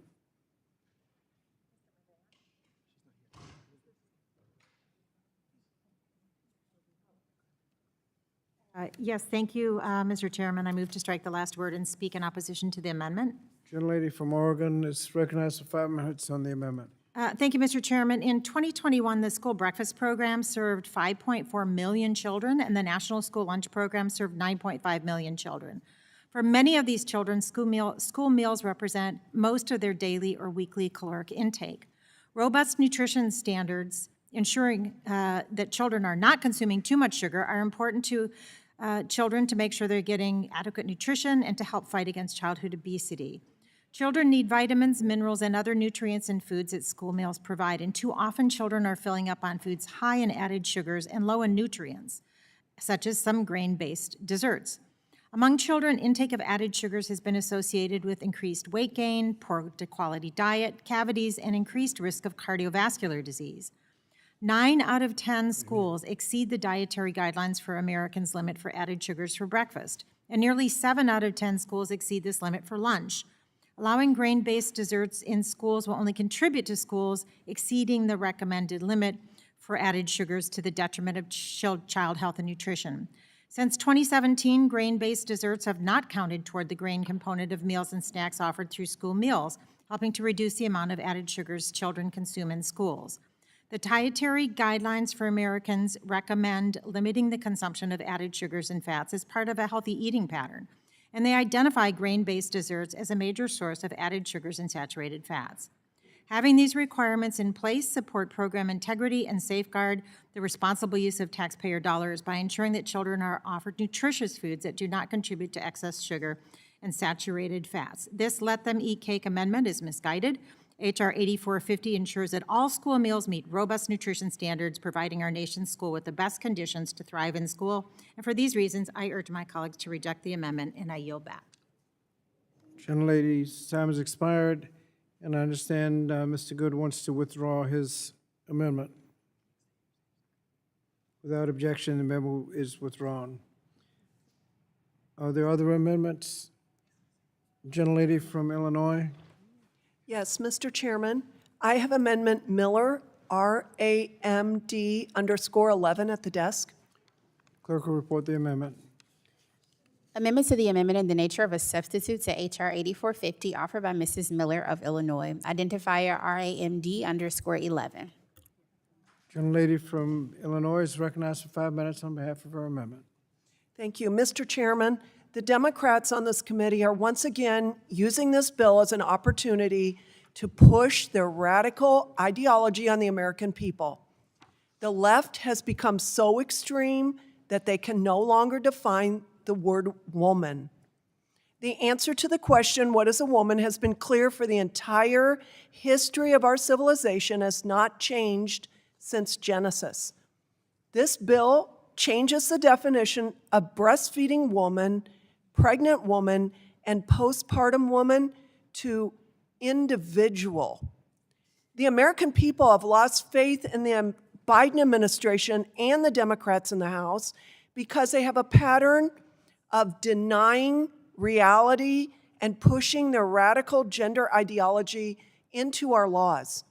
My amendment simply changes the definition back to woman because, again, the only people who can breastfeed are women. I will not sit idly by while our way of life is being trampled on. We must draw the line to protect our families and future generations from this denial of reality. I urge my colleagues to support this amendment, and I yield back. Mr. Chairman, I reserve and then withdraw a point of order. The gentlelady has withdrawn her point of order. If you yielded back, did you yield back? I yield back. Gentlelady yields back her time. The gentlelady from Oregon is recognized for 5 minutes. Thank you, Mr. Chairman. I move to strike the last word and speak in opposition to the amendment. Gentlelady is recognized for 5 minutes. Thank you, Mr. Chairman. This is an amendment that puts politics over the health of children. Over the past year, Republican politicians across the country have created and stoked a divisive debate about gender identity, and they seek to do so today here on legislation that's focused on feeding hungry children and supporting access to healthy foods for pregnant and postpartum women. Fundamentally, the offered amendment is a solution in search of a problem and creates controversy where there should be none. The word woman is used 27 times in this legislation. In a post-Dobbs world, Democrats are focused on bolstering support, including strengthening programs to better address the nutrition and health needs for women and their children. In contrast, Republicans have been focused on stripping away rights while providing little to no support for women and their children. Moreover, the stoked controversy over gender identity demeans the human dignity of individuals and does nothing to feed children or support pregnant and postpartum women. In contrast, the Healthy Meals, Healthy Kids Act offers comprehensive proposals to meet the food security needs of children and their families. It modernizes the WIC program to expand eligibility for children to age 6, improves access to telehealth, strengthens breastfeeding support, makes updates to the Child and Adult Care Food Program by providing funds for additional meal or snack per child, allowing automatic eligibility for individuals participating in the SNAP program, and allowing after-school programs to operate year-round. It also expands access to school meals, so more school districts can provide free meals while also ensuring children on Medicaid are automatically certified for free school meals. Democrats in this committee and in this Congress are committed to helping children and their families have reliable access to nutritious food by supporting a comprehensive reauthorization that addresses the changing reality of hunger in our nation. Fundamentally, this Healthy Meals, Healthy Kids Act puts nutrition programs on a solid footing, modernizing them to better address the food security challenges of families today and tomorrow. I strongly oppose this unnecessary and divisive amendment, and I urge my colleagues to vote no and yield back the balance of my time. Gentlelady yields back. Could there anyone else seek recognition on the amendment? If anyone else seek recognition on the amendment? No. If not, the question is on the amendment. All in favor of the amendment offered by the gentlelady from Illinois will say aye. Aye. All opposed, no. No. Noes appear to have it. I would like to request a recorded vote. Recorded vote is requested, and that will be rolled.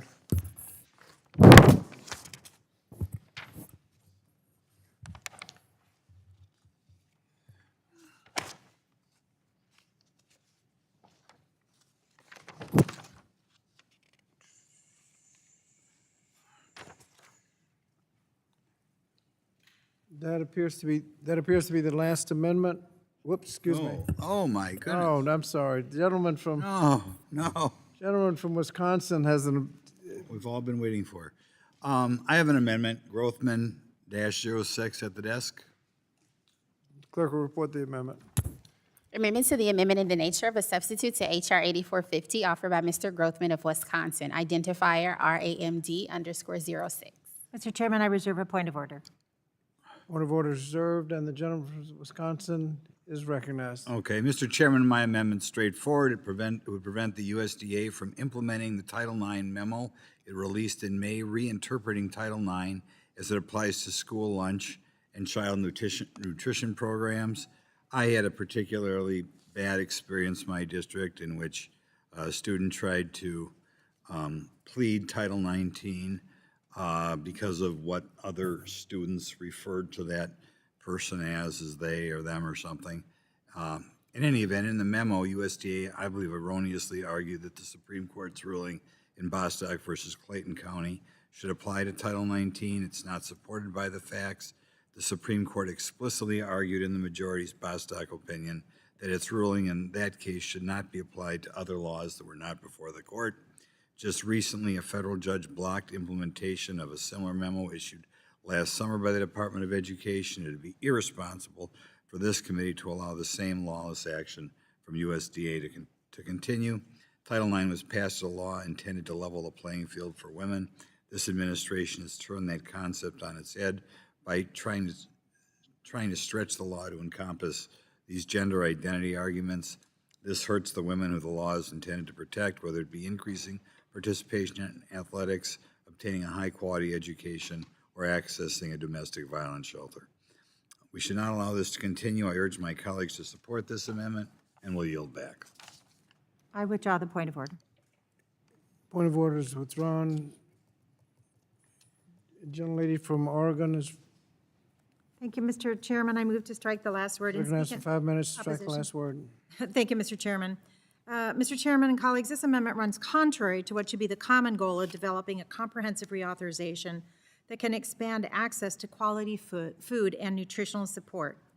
On May 5th of 2022, the USDA Food and Nutrition Service released guidance about equitable access to its school nutrition programs, noting the U.S. Supreme Court's historic decision in Bostock versus Clayton County, which held that the prohibition on sex discrimination under Title VII of the Civil Rights Act of 1964 prohibits discrimination based on gender identity and sexual orientation. The simple goal of this guidance is for people to get fed no matter who they are.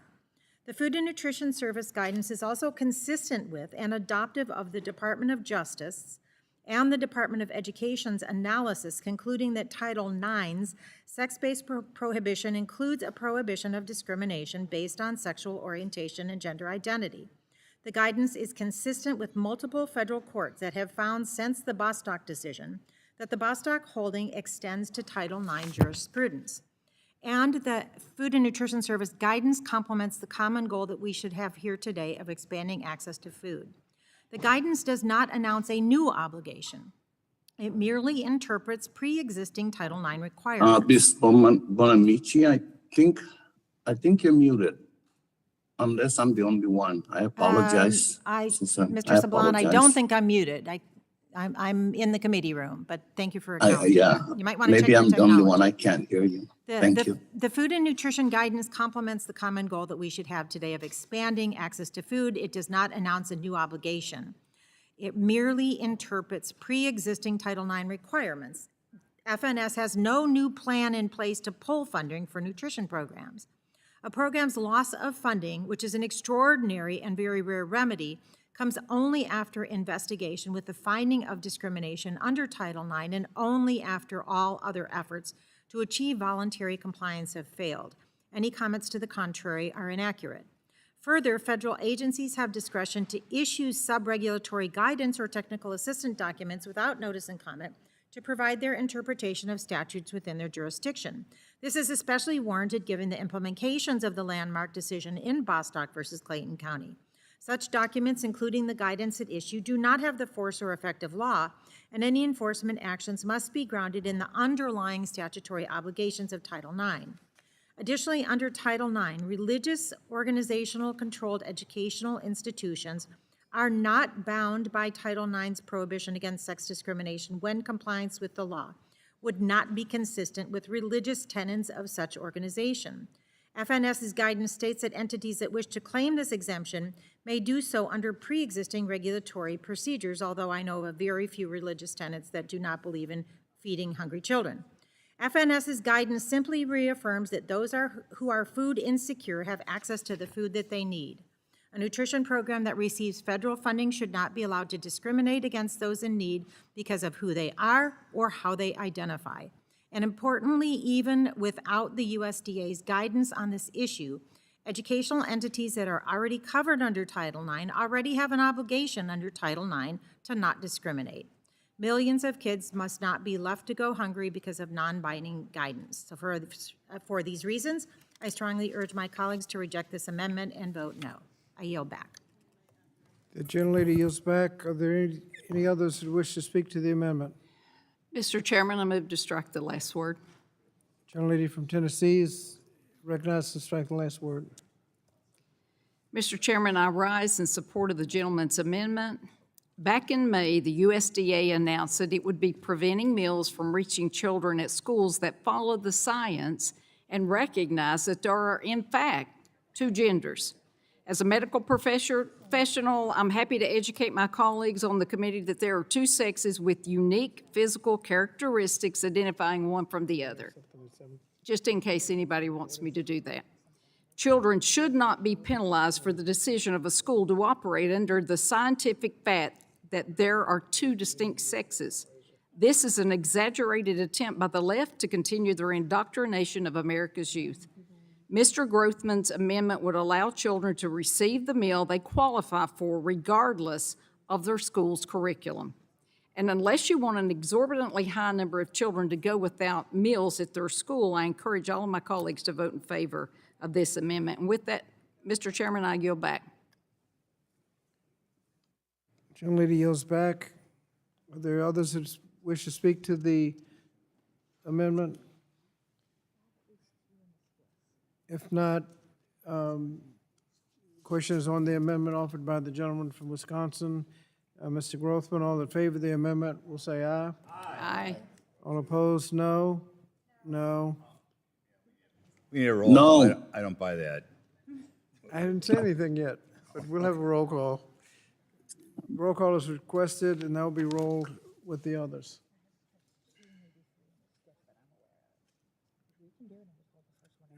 Okay.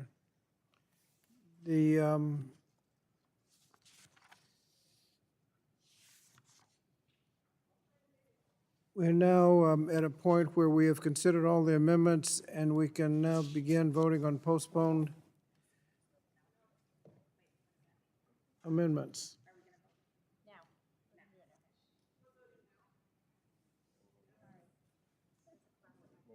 Just a minute.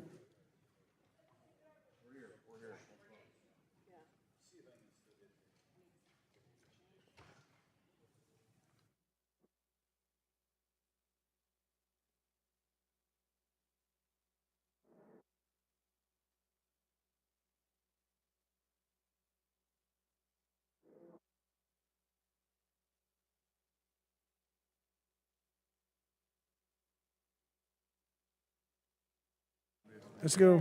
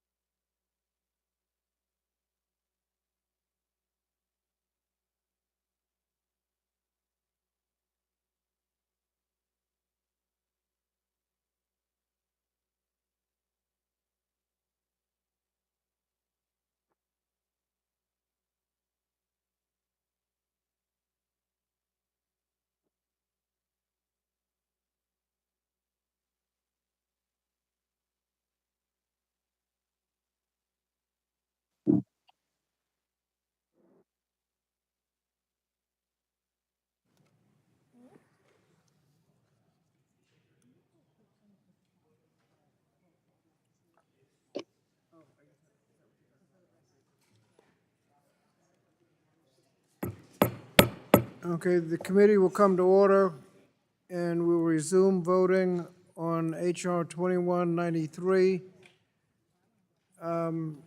It's my understanding the first vote will be an en bloc amendment for 3 amendments. First, to restore judicial oversight offered by the gentleman from Pennsylvania, Mr. Keller. Allow small business input offered by the gentlelady from California, Ms. Steele. And finally, one by gentleman from Virginia, Mr. Good, stop assault on job creators. Are there any questions about what we're voting on? If not, the clerk will call the roll. Mr. Scott? No. Mr. Scott votes no. Mr. Grijalva? Mr. Grijalva? Mr. Courtney? Mr. Courtney votes no. Mr. Sablon? Sablon votes no. Mr. Sablon votes no. Ms. Wilson? Ms. Wilson? Ms. Bonamici? Bonamici votes no. Ms. Bonamici votes no. Mr. Takano?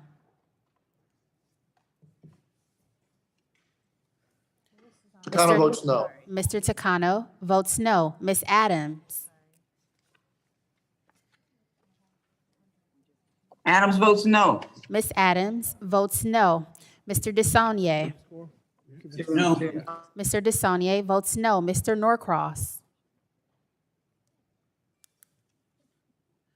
Mr. Norcross? Ms. Jayapal? No. Norcross votes no. Mr. Norcross votes no. Ms. Jayapal?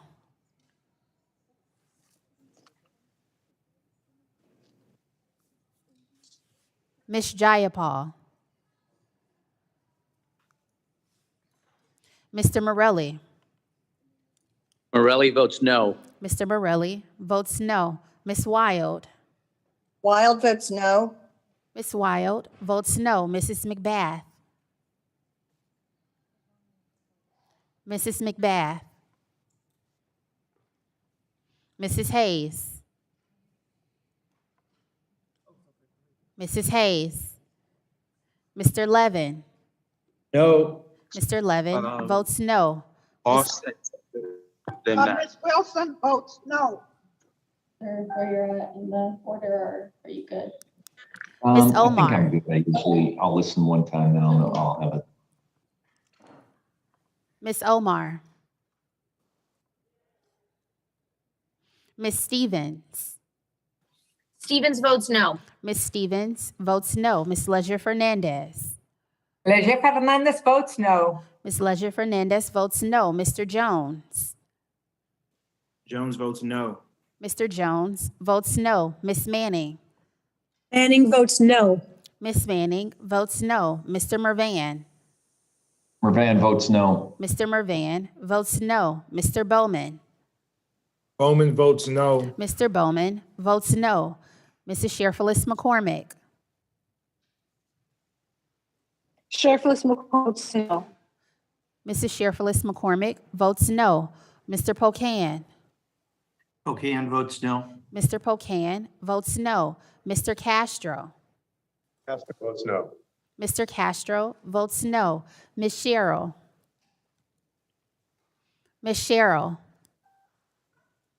Mr. Espaillat? Mr. Espaillat?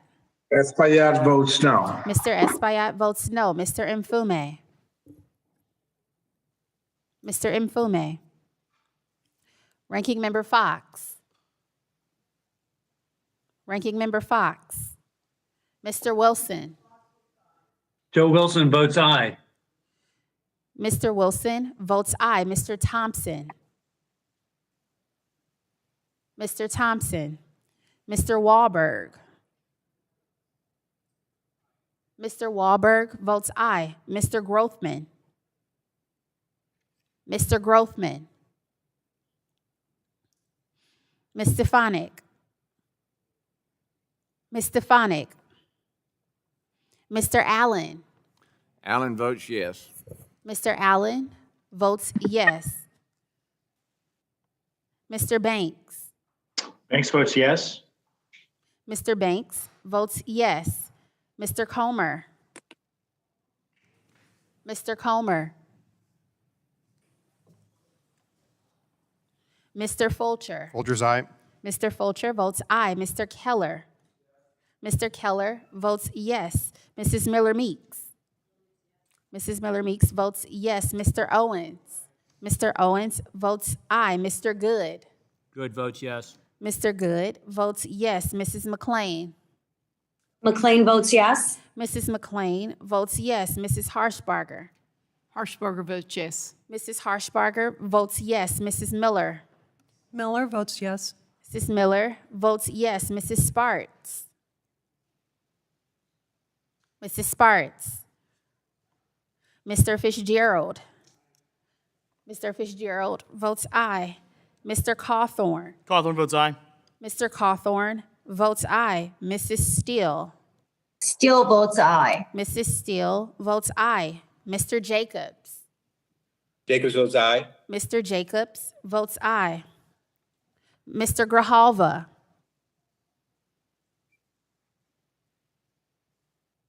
No. Mr. Grijalva votes no. Ms. Wilson. Ms. Wilson votes no. Ms. Wilson votes no. Ms. Jayapal. No. Ms. Jayapal votes no. Mrs. McBath. McBath votes no. Mrs. McBath votes no. Mrs. Hayes. Hayes votes no. Mrs. Hayes votes no. Ms. Omar. Ms. Omar. Ms. Cheryl. Ranking Member Fox. Ranking Member Fox votes aye. Mr. Thompson. Mr. Thompson. Mr. Grothman. Mr. Grothman. Ms. Stefanik. Stefanik, aye. Ms. Stefanik votes aye. Mr. Comer. Mr. Comer. Ms. Sparts. Ms. Sparts.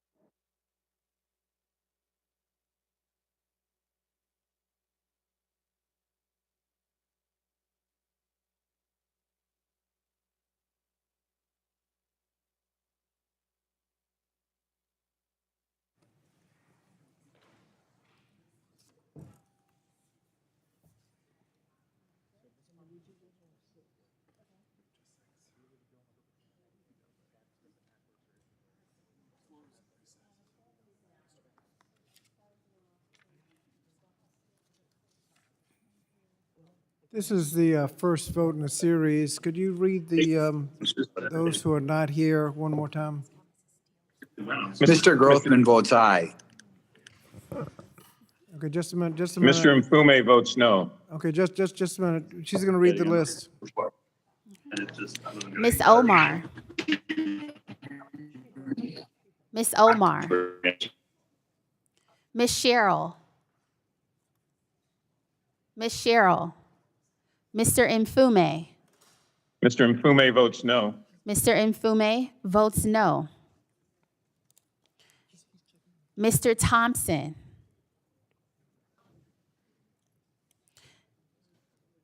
Mr. Grothman.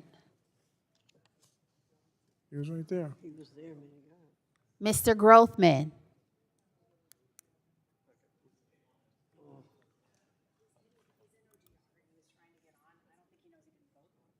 Mr. Grothman, just a minute. Mr. Grothman did vote. He did. And he was visible. Mr. Grothman votes aye. Mr. Comer. Thank you. And Mrs. Sparts.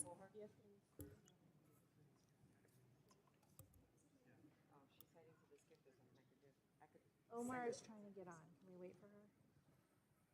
And we'll bring her through.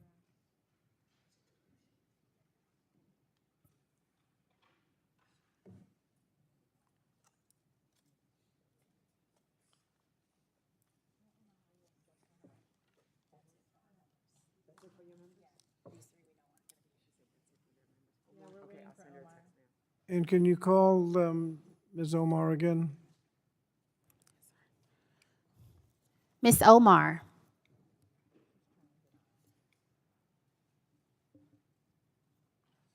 Ms. Omar. Ms. Cheryl. Ms. Cheryl. Mr. Thompson.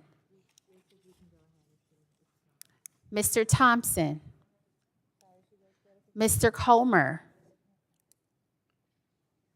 Mr. Comer, and Mrs. Sparks. The clerk will Mrs. Sparks. Clerk will report.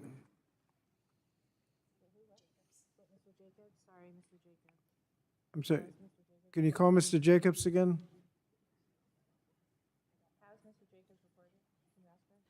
Say again? He's recorded? Okay.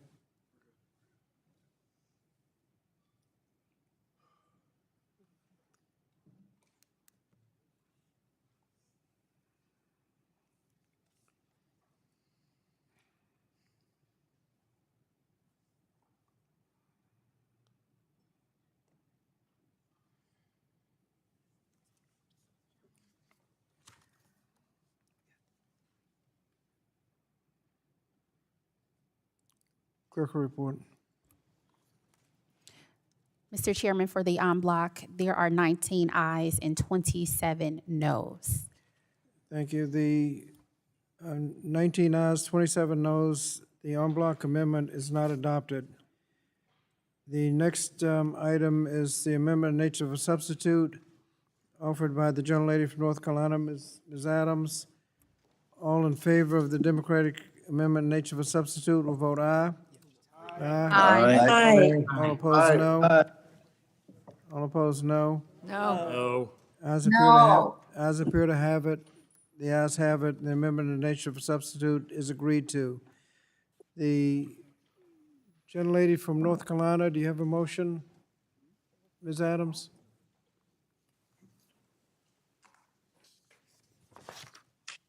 Yes, Mr. Chairman.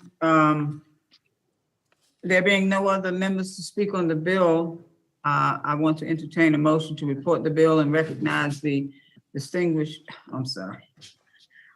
Chairman, I move the Committee on Education and Labor to report the bill HR 2193 to the House of Representatives with an amendment in the nature of a substitute with the recommendation that the amendment be agreed to and the bill as amended do pass.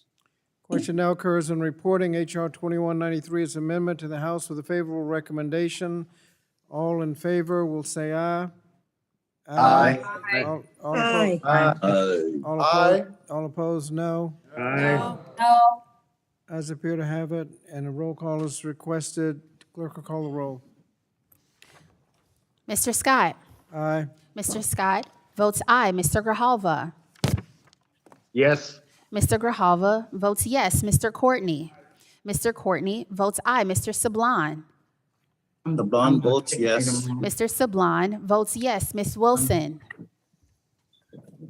Wilson votes aye. Ms. Wilson votes aye. Ms. Bonamici. Bonamici votes aye. Ms. Bonamici votes aye. Mr. Takano. Kano votes aye. Mr. Takano votes aye. Ms. Adams. Adams votes aye. Ms. Adams votes aye. Mr. DeSaulnier. Sonia, aye. Mr. DeSaulnier votes aye. Mr. And Norcross. following this, how many more votes? Norcross votes aye. Mr. Norcross votes aye. Ms. Jayapal. Jayapal votes aye. Ms. Jayapal votes aye. Mr. Morelli. Morelli votes aye. Mr. Morelli votes aye. Ms. Wild. Wild votes aye. Ms. Wild votes aye. Mrs. McBath. McBath votes aye. Mrs. McBath votes aye. Mrs. Hayes. Hayes votes yes. Mrs. Hayes votes yes. Mr. Levin. Yes. Mr. Levin votes yes. Ms. Omar. Ms. Omar. Ms. Stevens. Stevens votes aye. Ms. Stevens votes aye. Ms. Ledger Fernandez. Leisure Fernandez votes yes. Ms. Ledger Fernandez votes yes. Mr. Jones. Jones votes aye. Mr. Jones votes aye. Ms. Manning. Manning votes aye. Ms. Manning votes aye. Mr. Mervan. Hold on. Mervan votes aye. Mr. Mervan votes aye. Mr. Bowman. Mr. Bowman votes aye. Mr. Bowman votes aye. Mrs. Sheriff-Phyllis McCormick. Sheriff-Phyllis McCormick votes aye. Mrs. Sheriff-Phyllis McCormick votes aye. Mr. Pocan. Pocan votes aye. Mr. Pocan votes aye. Mr. Castro. Castro votes aye. Mr. Castro votes aye. Ms. Sherrill. Ms. Sherrill. Mr. Espaillat. Espaillat votes aye. Mr. Espaillat votes aye. Mr. Mfume.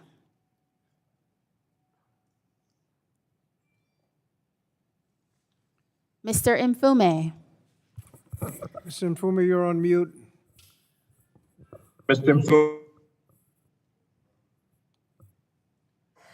We didn't hear. Mr. Mfume votes aye. Mr. Mfume votes aye. Ranking Member Fox. Fox votes no. Ranking Member Fox votes no. Mr. Wilson. Joe Wilson votes no. Mr. Wilson votes no. Mr. Thompson. Mr. Thompson. Mr. Wahlberg. No. Mr. Wahlberg votes no. Mr. Grothman. No. Mr. Grothman votes no. Ms. Stefanik. Stefanik votes no. Ms. Stefanik votes no. Mr. Allen. Allen votes no. Mr. Allen votes no. Mr. Banks. Banks votes no. Mr. Banks votes no. Mr. Comer. Mr. Comer. It was not aye vote recorded. Mr. Fulcher. Fulcher's no. Mr. Fulcher votes no. Mr. Keller. I Mr. don't know. Keller I know that votes I no. said it. I don't know Mrs. the Miller seat. Meeks. Mrs. Miller Meeks votes no. Mr. Owens. Mr. Owens votes no. Okay, Mr. Good. Good votes no. Mr. Good votes no. Mrs. McLean. McLean votes no. Mrs. McLean votes no. Mrs. Harshbarger. Harshbarger votes no. Mrs. Harshbarger votes no. Mrs. Miller. Miller votes no. Mrs. Miller votes no. Mrs. Sparts. Mrs. Sparts. Mr. Fitzgerald. Mr. Fitzgerald votes no. Mr. Cawthorn. Cawthorn votes no. Mr. Cawthorn votes no. Mrs. Steele. Steele votes no. Mrs. Steele votes no. Mr. Jacobs. Jacobs votes no. Mr. Jacobs votes no. Ms. Omar. Ms. Sherrill. Mr. Thompson. Mr. Comer.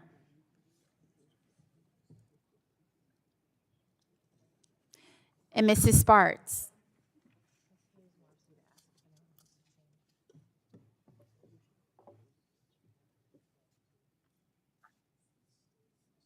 Okay, if the clerk can call the names of those not yet recorded. She did? Does anyone wish to change, anyone who has not been recorded wish to cast a vote or change a vote? Mr. Chairman, personal inquiry. How is Mr. Mfume recorded? Mr. Mfume is a yes vote. Thank you, sir. Anyone else wish to change a vote or be recorded? If not, clerk will report the tally.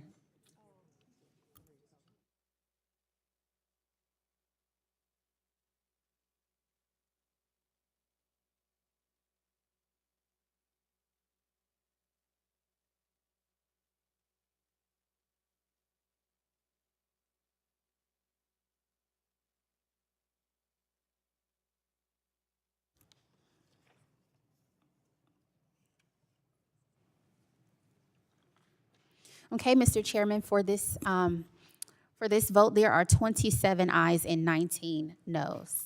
27 ayes, 19 noes. The ayes have it. The motion is agreed to. H.R. 2193 is ordered reported to the House of Representatives, and the chair notes for the record that a quorum is present. I ask unanimous consent that the staff be authorized to make necessary and technical and conforming changes. The bill is amended pursuant to House Rule 11, Clause 2L. I give notice to all members that they have the requisite number of days of House supplemental minority and additional or dissenting views. Without objection, so ordered. The next item is, we'll begin voting on postponed votes, amendments offered to H.R. 8450. I remind members to state your name before you cast your vote. And we will begin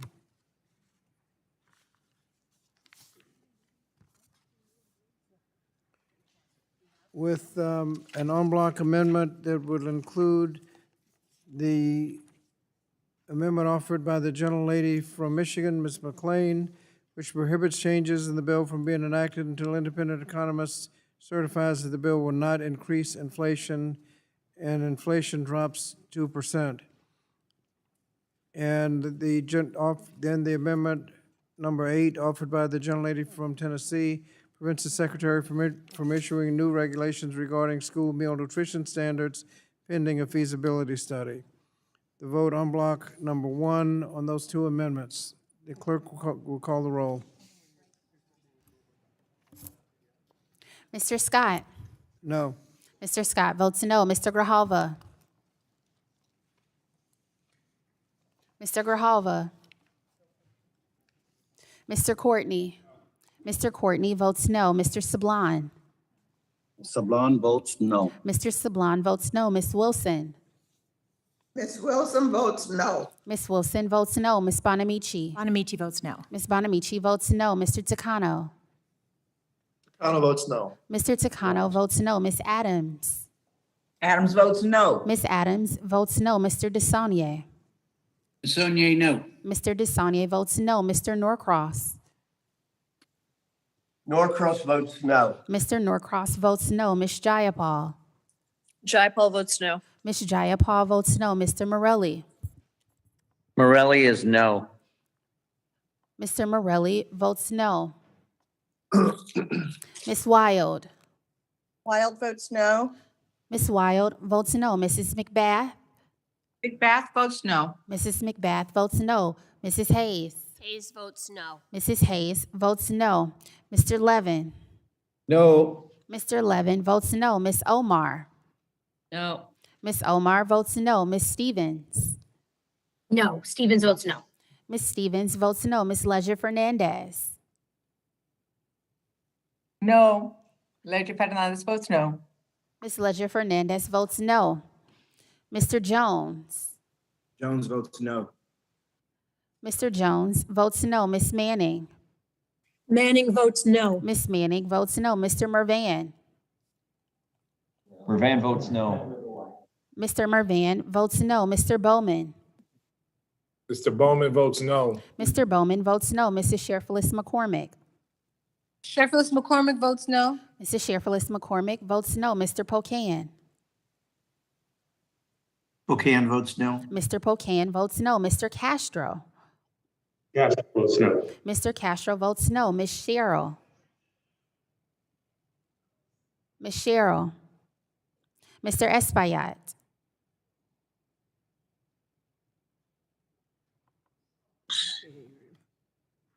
Espaillat votes no. Mr. Espaillat votes no. Mr. Mfume? Mr. Mfume? Ranking Member Fox? Fox votes aye. Ranking Member Fox votes aye. Mr. Wilson? Joe Wilson votes aye. Mr. Wilson votes aye. Mr. Thompson? Mr. Thompson? Mr. Wahlberg? Mr. Wahlberg votes aye. Mr. Grothman? Mr. Grothman votes aye. Ms. Stefanik? Stefanik, aye. Ms. Stefanik votes aye. Mr. Allen? Allen votes aye. Mr. Allen votes aye. Mr. Banks? Banks votes yes. Mr. Banks votes yes. Mr. Comer? They're on Comer, you're fine. Mr. Comer? Mr. Fulcher? Mr. Fulcher? Fulcher's aye. Mr. Fulcher votes aye. Mr. Keller? Mr. Keller votes yes. Mrs. Miller Meeks? Mrs. Miller Meeks votes yes. Mr. Owens? Mr. Owens votes yes. Mr. Good? Good, yes. Mr. Good votes yes. Mrs. McLean? McLean votes aye. Mrs. McLean votes aye. Mrs. Harshbarger? Harshbarger votes aye. Mrs. Harshbarger votes aye. Mrs. Miller? Miller votes yes. Mrs. Miller votes yes. Mrs. Sparts? Mrs. Sparts? Mr. Fitzgerald? Mr. Fitzgerald votes aye. Mr. Cawthorn? Cawthorn votes aye. Mr. Cawthorn votes aye. Mrs. Steele? Steele votes aye. Mrs. Steele votes aye. Mr. Jacobs. Jacobs votes aye. Mr. Jacobs votes aye. Mr. Grijalva. Mr. Grijalva. Ms. Cheryl. Ms. Cheryl. Mr. Thompson.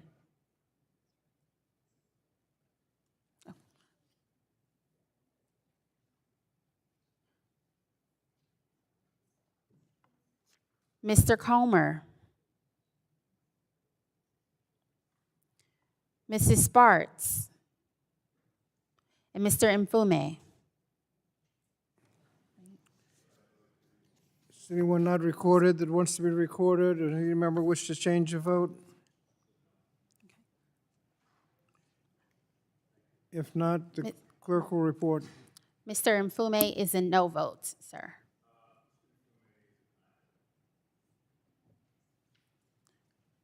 Mr.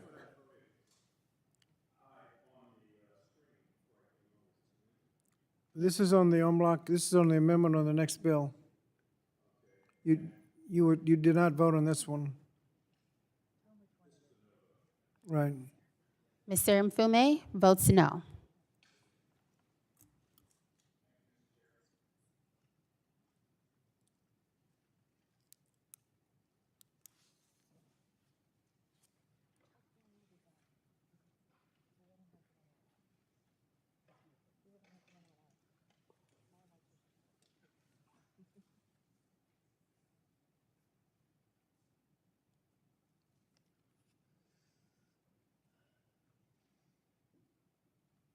Okay.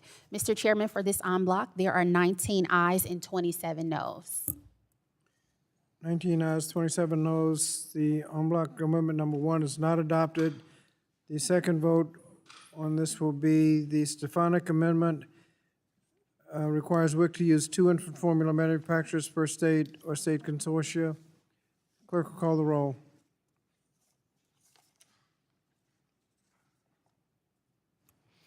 Mr. Scott. No. Mr. Scott votes no. Mr. Grijalva. Mr. Grijalva. Mr. Courtney. Mr. Courtney. Mr. Courtney votes no. Mr. Sablon. Sablon votes no. Mr. Sablon votes no. Ms. Wilson. Ms. Wilson votes no. Ms. Wilson votes no. Ms. Bonamici. Bonamici votes no. Ms. Bonamici votes no. Mr. Takano. Takano votes no. Mr. Takano votes no. Ms. Adams. Adams votes no. Ms. Adams votes no. Mr. DeSaulnier. DeSaulnier votes no. Mr. DeSaulnier votes no. Mr. Norcross. Norcross votes no. Mr. Norcross votes no. Ms. Jayapal. Jayapal votes no. Ms. Jayapal votes no. Mr. Morelli. Morelli is no. Mr. Morelli votes no. Ms. Wild. Wild votes no. Ms. Wild votes no. Mrs. McBath. McBath votes no. Mrs. McBath votes no. Mrs. Hayes. Hayes votes yes. Mrs. Hayes votes yes. Mr. Levin. No. Mr. Levin votes no. Ms. Omar. Ms. Omar. Ms. Stevens. No. Ms. Stevens votes no. Ms. Ledger Fernandez. No. Ms. Ledger Fernandez votes no. Mr. Jones. Mr. Jones. Ms. Manning. Manning votes no. Ms. Manning votes no. Mr. Mervan. Mervan votes no. Mr. Mervan votes no. Mr. Bowman. Mr. Bowman votes no. Mr. Bowman votes no. Mrs. Sheriff-Phyllis McCormick. Sheriff-Phyllis McCormick votes no. Mrs. Sheriff-Phyllis McCormick votes no. Mr. Pocan. Pocan votes no. Mr. Pocan votes no. Mr. Castro. Castro votes no. Mr. Castro votes no. Ms. Sherrill. Ms. Cheryl. Mr. Espaillat. Espaillat votes no.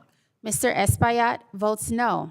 Mr. Mfume. Mr. Mfume votes no. Mr. Mfume votes no. Ranking Member Fox. Fox votes aye. Ranking Member Fox votes aye. Mr. Wilson. Joe Wilson votes aye. Mr. Wilson votes aye. Mr. Thompson. Mr. Thompson. Mr. Wahlberg. Mr. Wahlberg votes aye. Mr. Grothman. Mr. Grothman votes aye. Ms. Stefanik. Stefanik, aye. Ms. Stefanik votes aye. Mr. Allen. Allen votes yes. Mr. Allen votes yes. Mr. Banks. Banks votes yes. Mr. Banks votes yes. Mr. Comer. Mr. Comer. Mr. Fulcher. Fulcher's aye. Mr. Fulcher votes aye. Mr. Keller. Mr. Keller votes yes. Mrs. Miller Meeks. Aye. Mrs. Miller Meeks votes aye. Mr. Owens. Mr. Owens votes aye. Mr. Good. Good, yes. Mr. Good votes yes. Mrs. McLean. McLean votes yes. Mrs. McLean votes yes. Mrs. Harshbarger. Harshbarger votes aye. Mrs. Harshbarger votes aye. Mrs. Miller. Miller is yes. Mrs. Miller votes yes. Mrs. Sparts. Mrs. Sparts. Mr. Fitzgerald. Mr. Fitzgerald votes aye. Mr. Cawthorn. Cawthorn votes aye. Mr. Cawthorn votes aye. Mrs. Steele. Steele votes aye. Mrs. Steele votes aye. Mr. Jacobs. Jacobs votes aye. Mr. Jacobs votes aye. Mr. Grijalva. Mr. Grijalva. Miss Omar. Miss Omar. Mr. Jones. Mr. Jones. Miss Cheryl. Miss Cheryl. Mr. Thompson. Mr. Thompson. Mr. Comer. Mr. Comer. And Mrs. Sparts. Anyone wish to be recorded that's not recorded? Anyone wish to change the vote?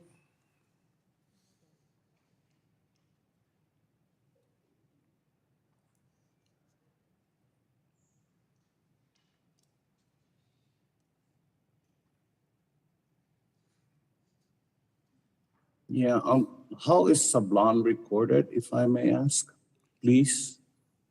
Sorry. How is Mr. Sablon recorded? Mr. Sablon is a no vote, sir. Thank you. Thank you very much.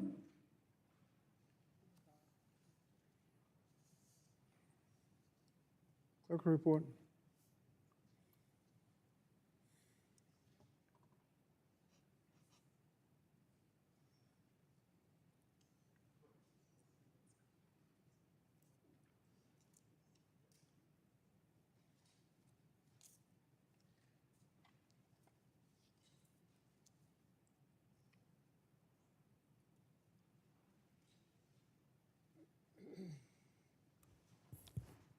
For the Stefanik Amendment, there are 20 ayes and 24 noes. 20 ayes, 24 noes. The amendment is not adopted. The next vote is an en bloc amendment consisting of the amendment offered by the gentlelady from Illinois, Ms. Miller, defining pregnant woman, breastfeeding woman, postpartum woman as a woman. And the gentleman from Wisconsin prohibits enforcement of the May 5th, 2022 memo on Title IX enforcement as it relates to child nutrition programs. On those two amendments, on block 2, clerk will call the roll. Mr. Scott. No. Mr. Scott votes no. Mr. Grijalva. Mr. Grijalva. Mr. Courtney. Mr. Courtney votes no. Mr. Sablon. Sablon votes no. Mr. Sablon votes no. Ms. Wilson. Ms. Wilson votes no. Ms. Wilson votes no. Ms. Bonamici. Bonamici votes no. Ms. Bonamici votes no. Mr. Takano. Takano votes no. Mr. Takano votes no. Ms. Adams. Adams votes no. Ms. Adams votes no. Mr. DeSaulnier. DeSaulnier votes no. Mr. DeSaulnier votes no. Mr. Norcross. Norcross votes no. Mr. Norcross votes no. Ms. Jayapal. Jayapal votes no. Ms. Jayapal votes no. Mr. Morelli. Morelli is no. Mr. Morelli votes no. Ms. Wild. Wild votes no. Ms. Wild votes no. Mrs. McBath. McBath votes no. Mrs. McBath votes no. Mrs. Hayes. Hayes votes no. Mrs. Hayes votes no. Mr. Levin. No. Mr. Levin votes no. Ms. Omar. Ms. Omar. Ms. Stevens. No, Ms. Stevens votes no. Ms. Leisure Fernandez. No, Ledger Fernandez votes. Ms. Leisure Fernandez votes no. Mr. Jones. Mr. Jones. Give me one moment. Ms. Manning. Manning votes no. Ms. Manning votes no. Mr. Mervan. Mervan votes no. Mr. Mervan votes no. Mr. Bowman. Mr. Bowman votes no. Mr. Bowman votes no. Mrs. Sheriff-Phyllis McCormick. Sheriff-Phyllis McCormick votes no. Mrs. Sheriff-Phyllis McCormick votes no. Mr. Pocan. Pocan votes no. Mr. Pocan votes no. Mr. Castro. Castro votes no. Mr. Castro votes no. Ms. Sherrill. Ms. Sherrill. Mr. Espaillat. Espaillat votes no. Mr. Espaillat votes no. Mr. Mfume. Mr. Mfume votes no. Mr. Mfume votes no. Ranking Member Fox. Fox votes aye. Ranking Member Fox votes aye. Mr. Wilson. Joe Wilson votes aye. Mr. Wilson votes aye. Mr. Thompson. Mr. Thompson votes aye. Mr. Thompson votes aye. Mr. Wahlberg. Mr. Wahlberg votes aye. Mr. Grothman. Mr. Grothman votes aye. Ms. Stefanik. Stefanik, aye. Ms. Stefanik votes aye. Mr. Allen. Allen votes yes. Mr. Allen votes yes. Mr. Banks. Banks votes yes. Mr. Banks votes yes. Mr. Comer. Mr. Comer. Mr. Fulcher. Fulcher's aye. Mr. Fulcher votes aye. Mr. Keller. Mr. Keller votes yes. Mrs. Miller Meeks. Mrs. Miller Meeks votes yes. Mr. Owens. Yes. Mr. Owens votes yes. Mr. Good. Good votes yes for this radical amendment. Mr. Good votes yes. Mrs. McLean. McLean votes yes. Mrs. McLean votes yes. Mrs. Harshbarger. Harshbarger votes aye. Mrs. Harshbarger votes aye. Mrs. Miller. Miller votes yes. Mrs. Miller votes yes. Mrs. Sparks. Mrs. Sparks. Mr. Fitzgerald. Mr. Fitzgerald votes aye. Mr. Cawthorn. Cawthorn votes aye. Mr. Cawthorn votes aye. Mrs. Steele. Mrs. Steele.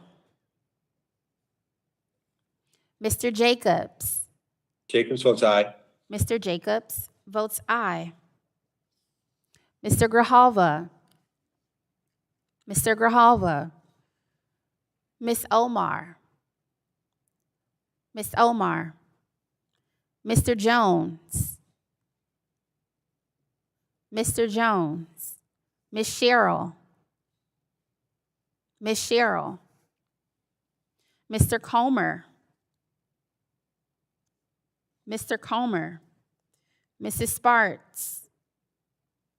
Mrs. Sparts. And Mrs. Steele. Steele votes aye. Mrs. Steele votes aye.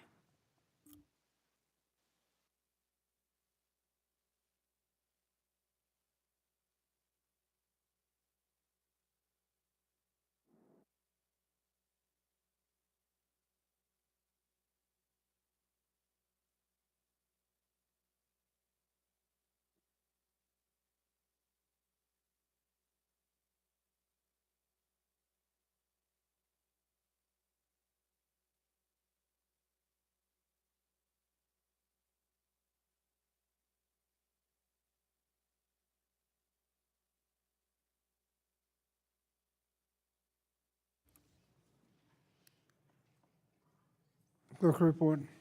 Mr. Chairman, for the en bloc number 2, there are 20 ayes and 25 noes. 20 ayes, 25 noes. The amendment is not agreed to. The question now occurs on the amendment of nature substitute. All in favor, say aye. Aye. All opposed? Aye. All opposed, no. Aye. All opposed, no. No. The ayes appear to have it. The ayes have it. The amendment in the nature of substitute is adopted. There being no further members to speak to the bill, I now entertain a motion to report the bill and recognize the distinguished gentlelady from Oregon, Ms. Bonamici, for the purposes of a motion.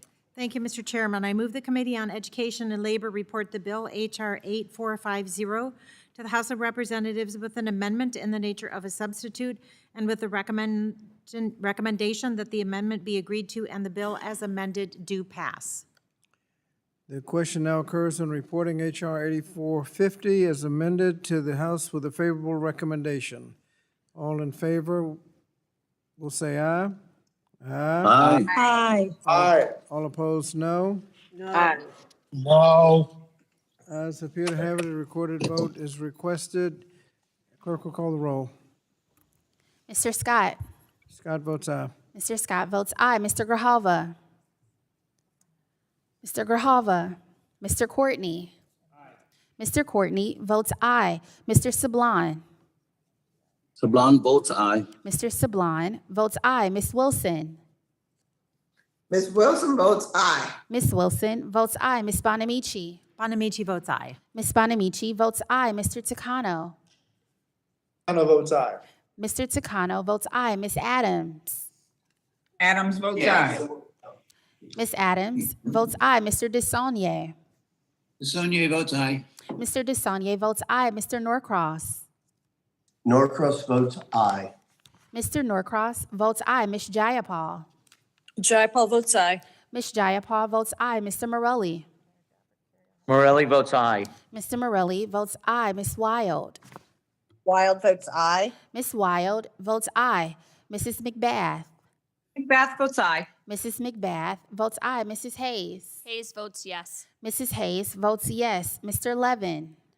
Aye. Mr. Levin votes aye. Ms. Omar. Aye. Ms. Omar votes aye. Ms. Stevens. Aye. Stevens votes aye. Ms. Stevens votes aye. Ms. Ledger Fernandez. Leisure Fernandez votes yes for our children. Ms. Ledger Fernandez votes yes. Mr. Jones. Aye. Mr. Jones votes aye. Ms. Manning. Manning votes aye. Ms. Manning votes aye. Mr. Mervan. Mervan votes aye. Mr. Mervan votes aye. Mr. Bowman. Mr. Bowman votes aye. Mr. Bowman votes aye. Mrs. Sherfilis McCormick. Sherfilis McCormick votes aye. Mrs. Sherfilis McCormick votes aye. Mr. Pocan. Pocan votes aye. Mr. Pocan votes aye. Mr. Castro. Castro votes aye. Mr. Castro votes aye. Ms. Sherrill. Ms. Sherrill. Mr. Espaillat. Espaillat votes aye. Mr. Espaillat votes aye. Mr. Mfume. Mr. Mfume votes aye. Mr. Mfume votes aye. Ranking Member Fox. Fox votes no. Ranking Member Fox votes no. Mr. Wilson. Joe Wilson votes no. Mr. Wilson votes no. Mr. Thompson. Mr. Thompson votes no. Mr. Thompson votes no. Mr. Wahlberg. Mr. Wahlberg votes no. Mr. Grothman. Mr. Grothman votes no. Ms. Stefanik. Stefanik, no. Ms. Stefanik votes no. Mr. Allen. Allen votes no. Mr. Allen votes no. Mr. Banks. Banks votes no. Mr. Banks votes no. Mr. Comer. Mr. Comer. Mr. Fulcher. Fulcher's no. Mr. Fulcher votes no. Mr. Keller. Mr. Keller votes no. Mrs. Miller Meeks. Mrs. Miller Meeks votes no. Mr. Owens. Owens no. Mr. Owens votes no. Mr. Good. Good, no. Mr. Good votes no. Mrs. McLean. McLean votes no. Mrs. McLean votes no. Mrs. Harshbarger. Harshbarger votes no. Mrs. Harshbarger votes no. Mrs. Miller. Miller votes no. Mrs. Miller votes no. Mrs. Sparts. Mrs. Sparts. Mr. Fitzgerald. No. Mr. Fitzgerald votes no. Mr. Cawthorn. Cawthorn's a nay. Mr. Cawthorn votes no. Mrs. Steele. Steele votes no. Mrs. Steele votes no. Mr. Jacobs. Jacobs, no. Mr. Jacobs votes no. Mr. Grijalva. Ms. Sherrill. Mr. Comer. And Mrs. Sparts. Are there any members that wish to cast or change their votes?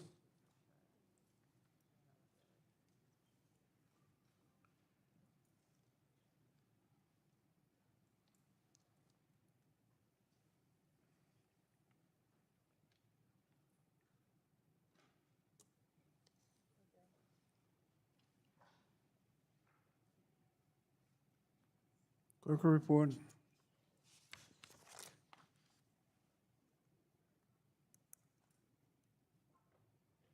Okay, Mr. Chairman, for the motion on HR 8450, there are 27 ayes and 20 noes. 27 ayes, 20 noes. Ayes have it. The motion is agreed to. HR 8450 is ordered reported to the House of Representatives. Chair notes for the record that a quorum is present. Ask unanimous consent that staff be authorized to make necessary technical and conforming changes to the bill as amended pursuant to House Rule 11, Clause 2L. I give notice to all members. They have a requisite number of days to file supplemental, minority, additional, or dissenting views. Without objection, so ordered. Without objection, any members who wish to insert materials to the record may do so by submitting them to the committee clerk electronically by the end of the day. If there's no further business to come before the committee, without objection, the committee stands adjourned. Congrats, Mr. Chair. Thank you. Thank you, Mr. Chairman. Congratulations.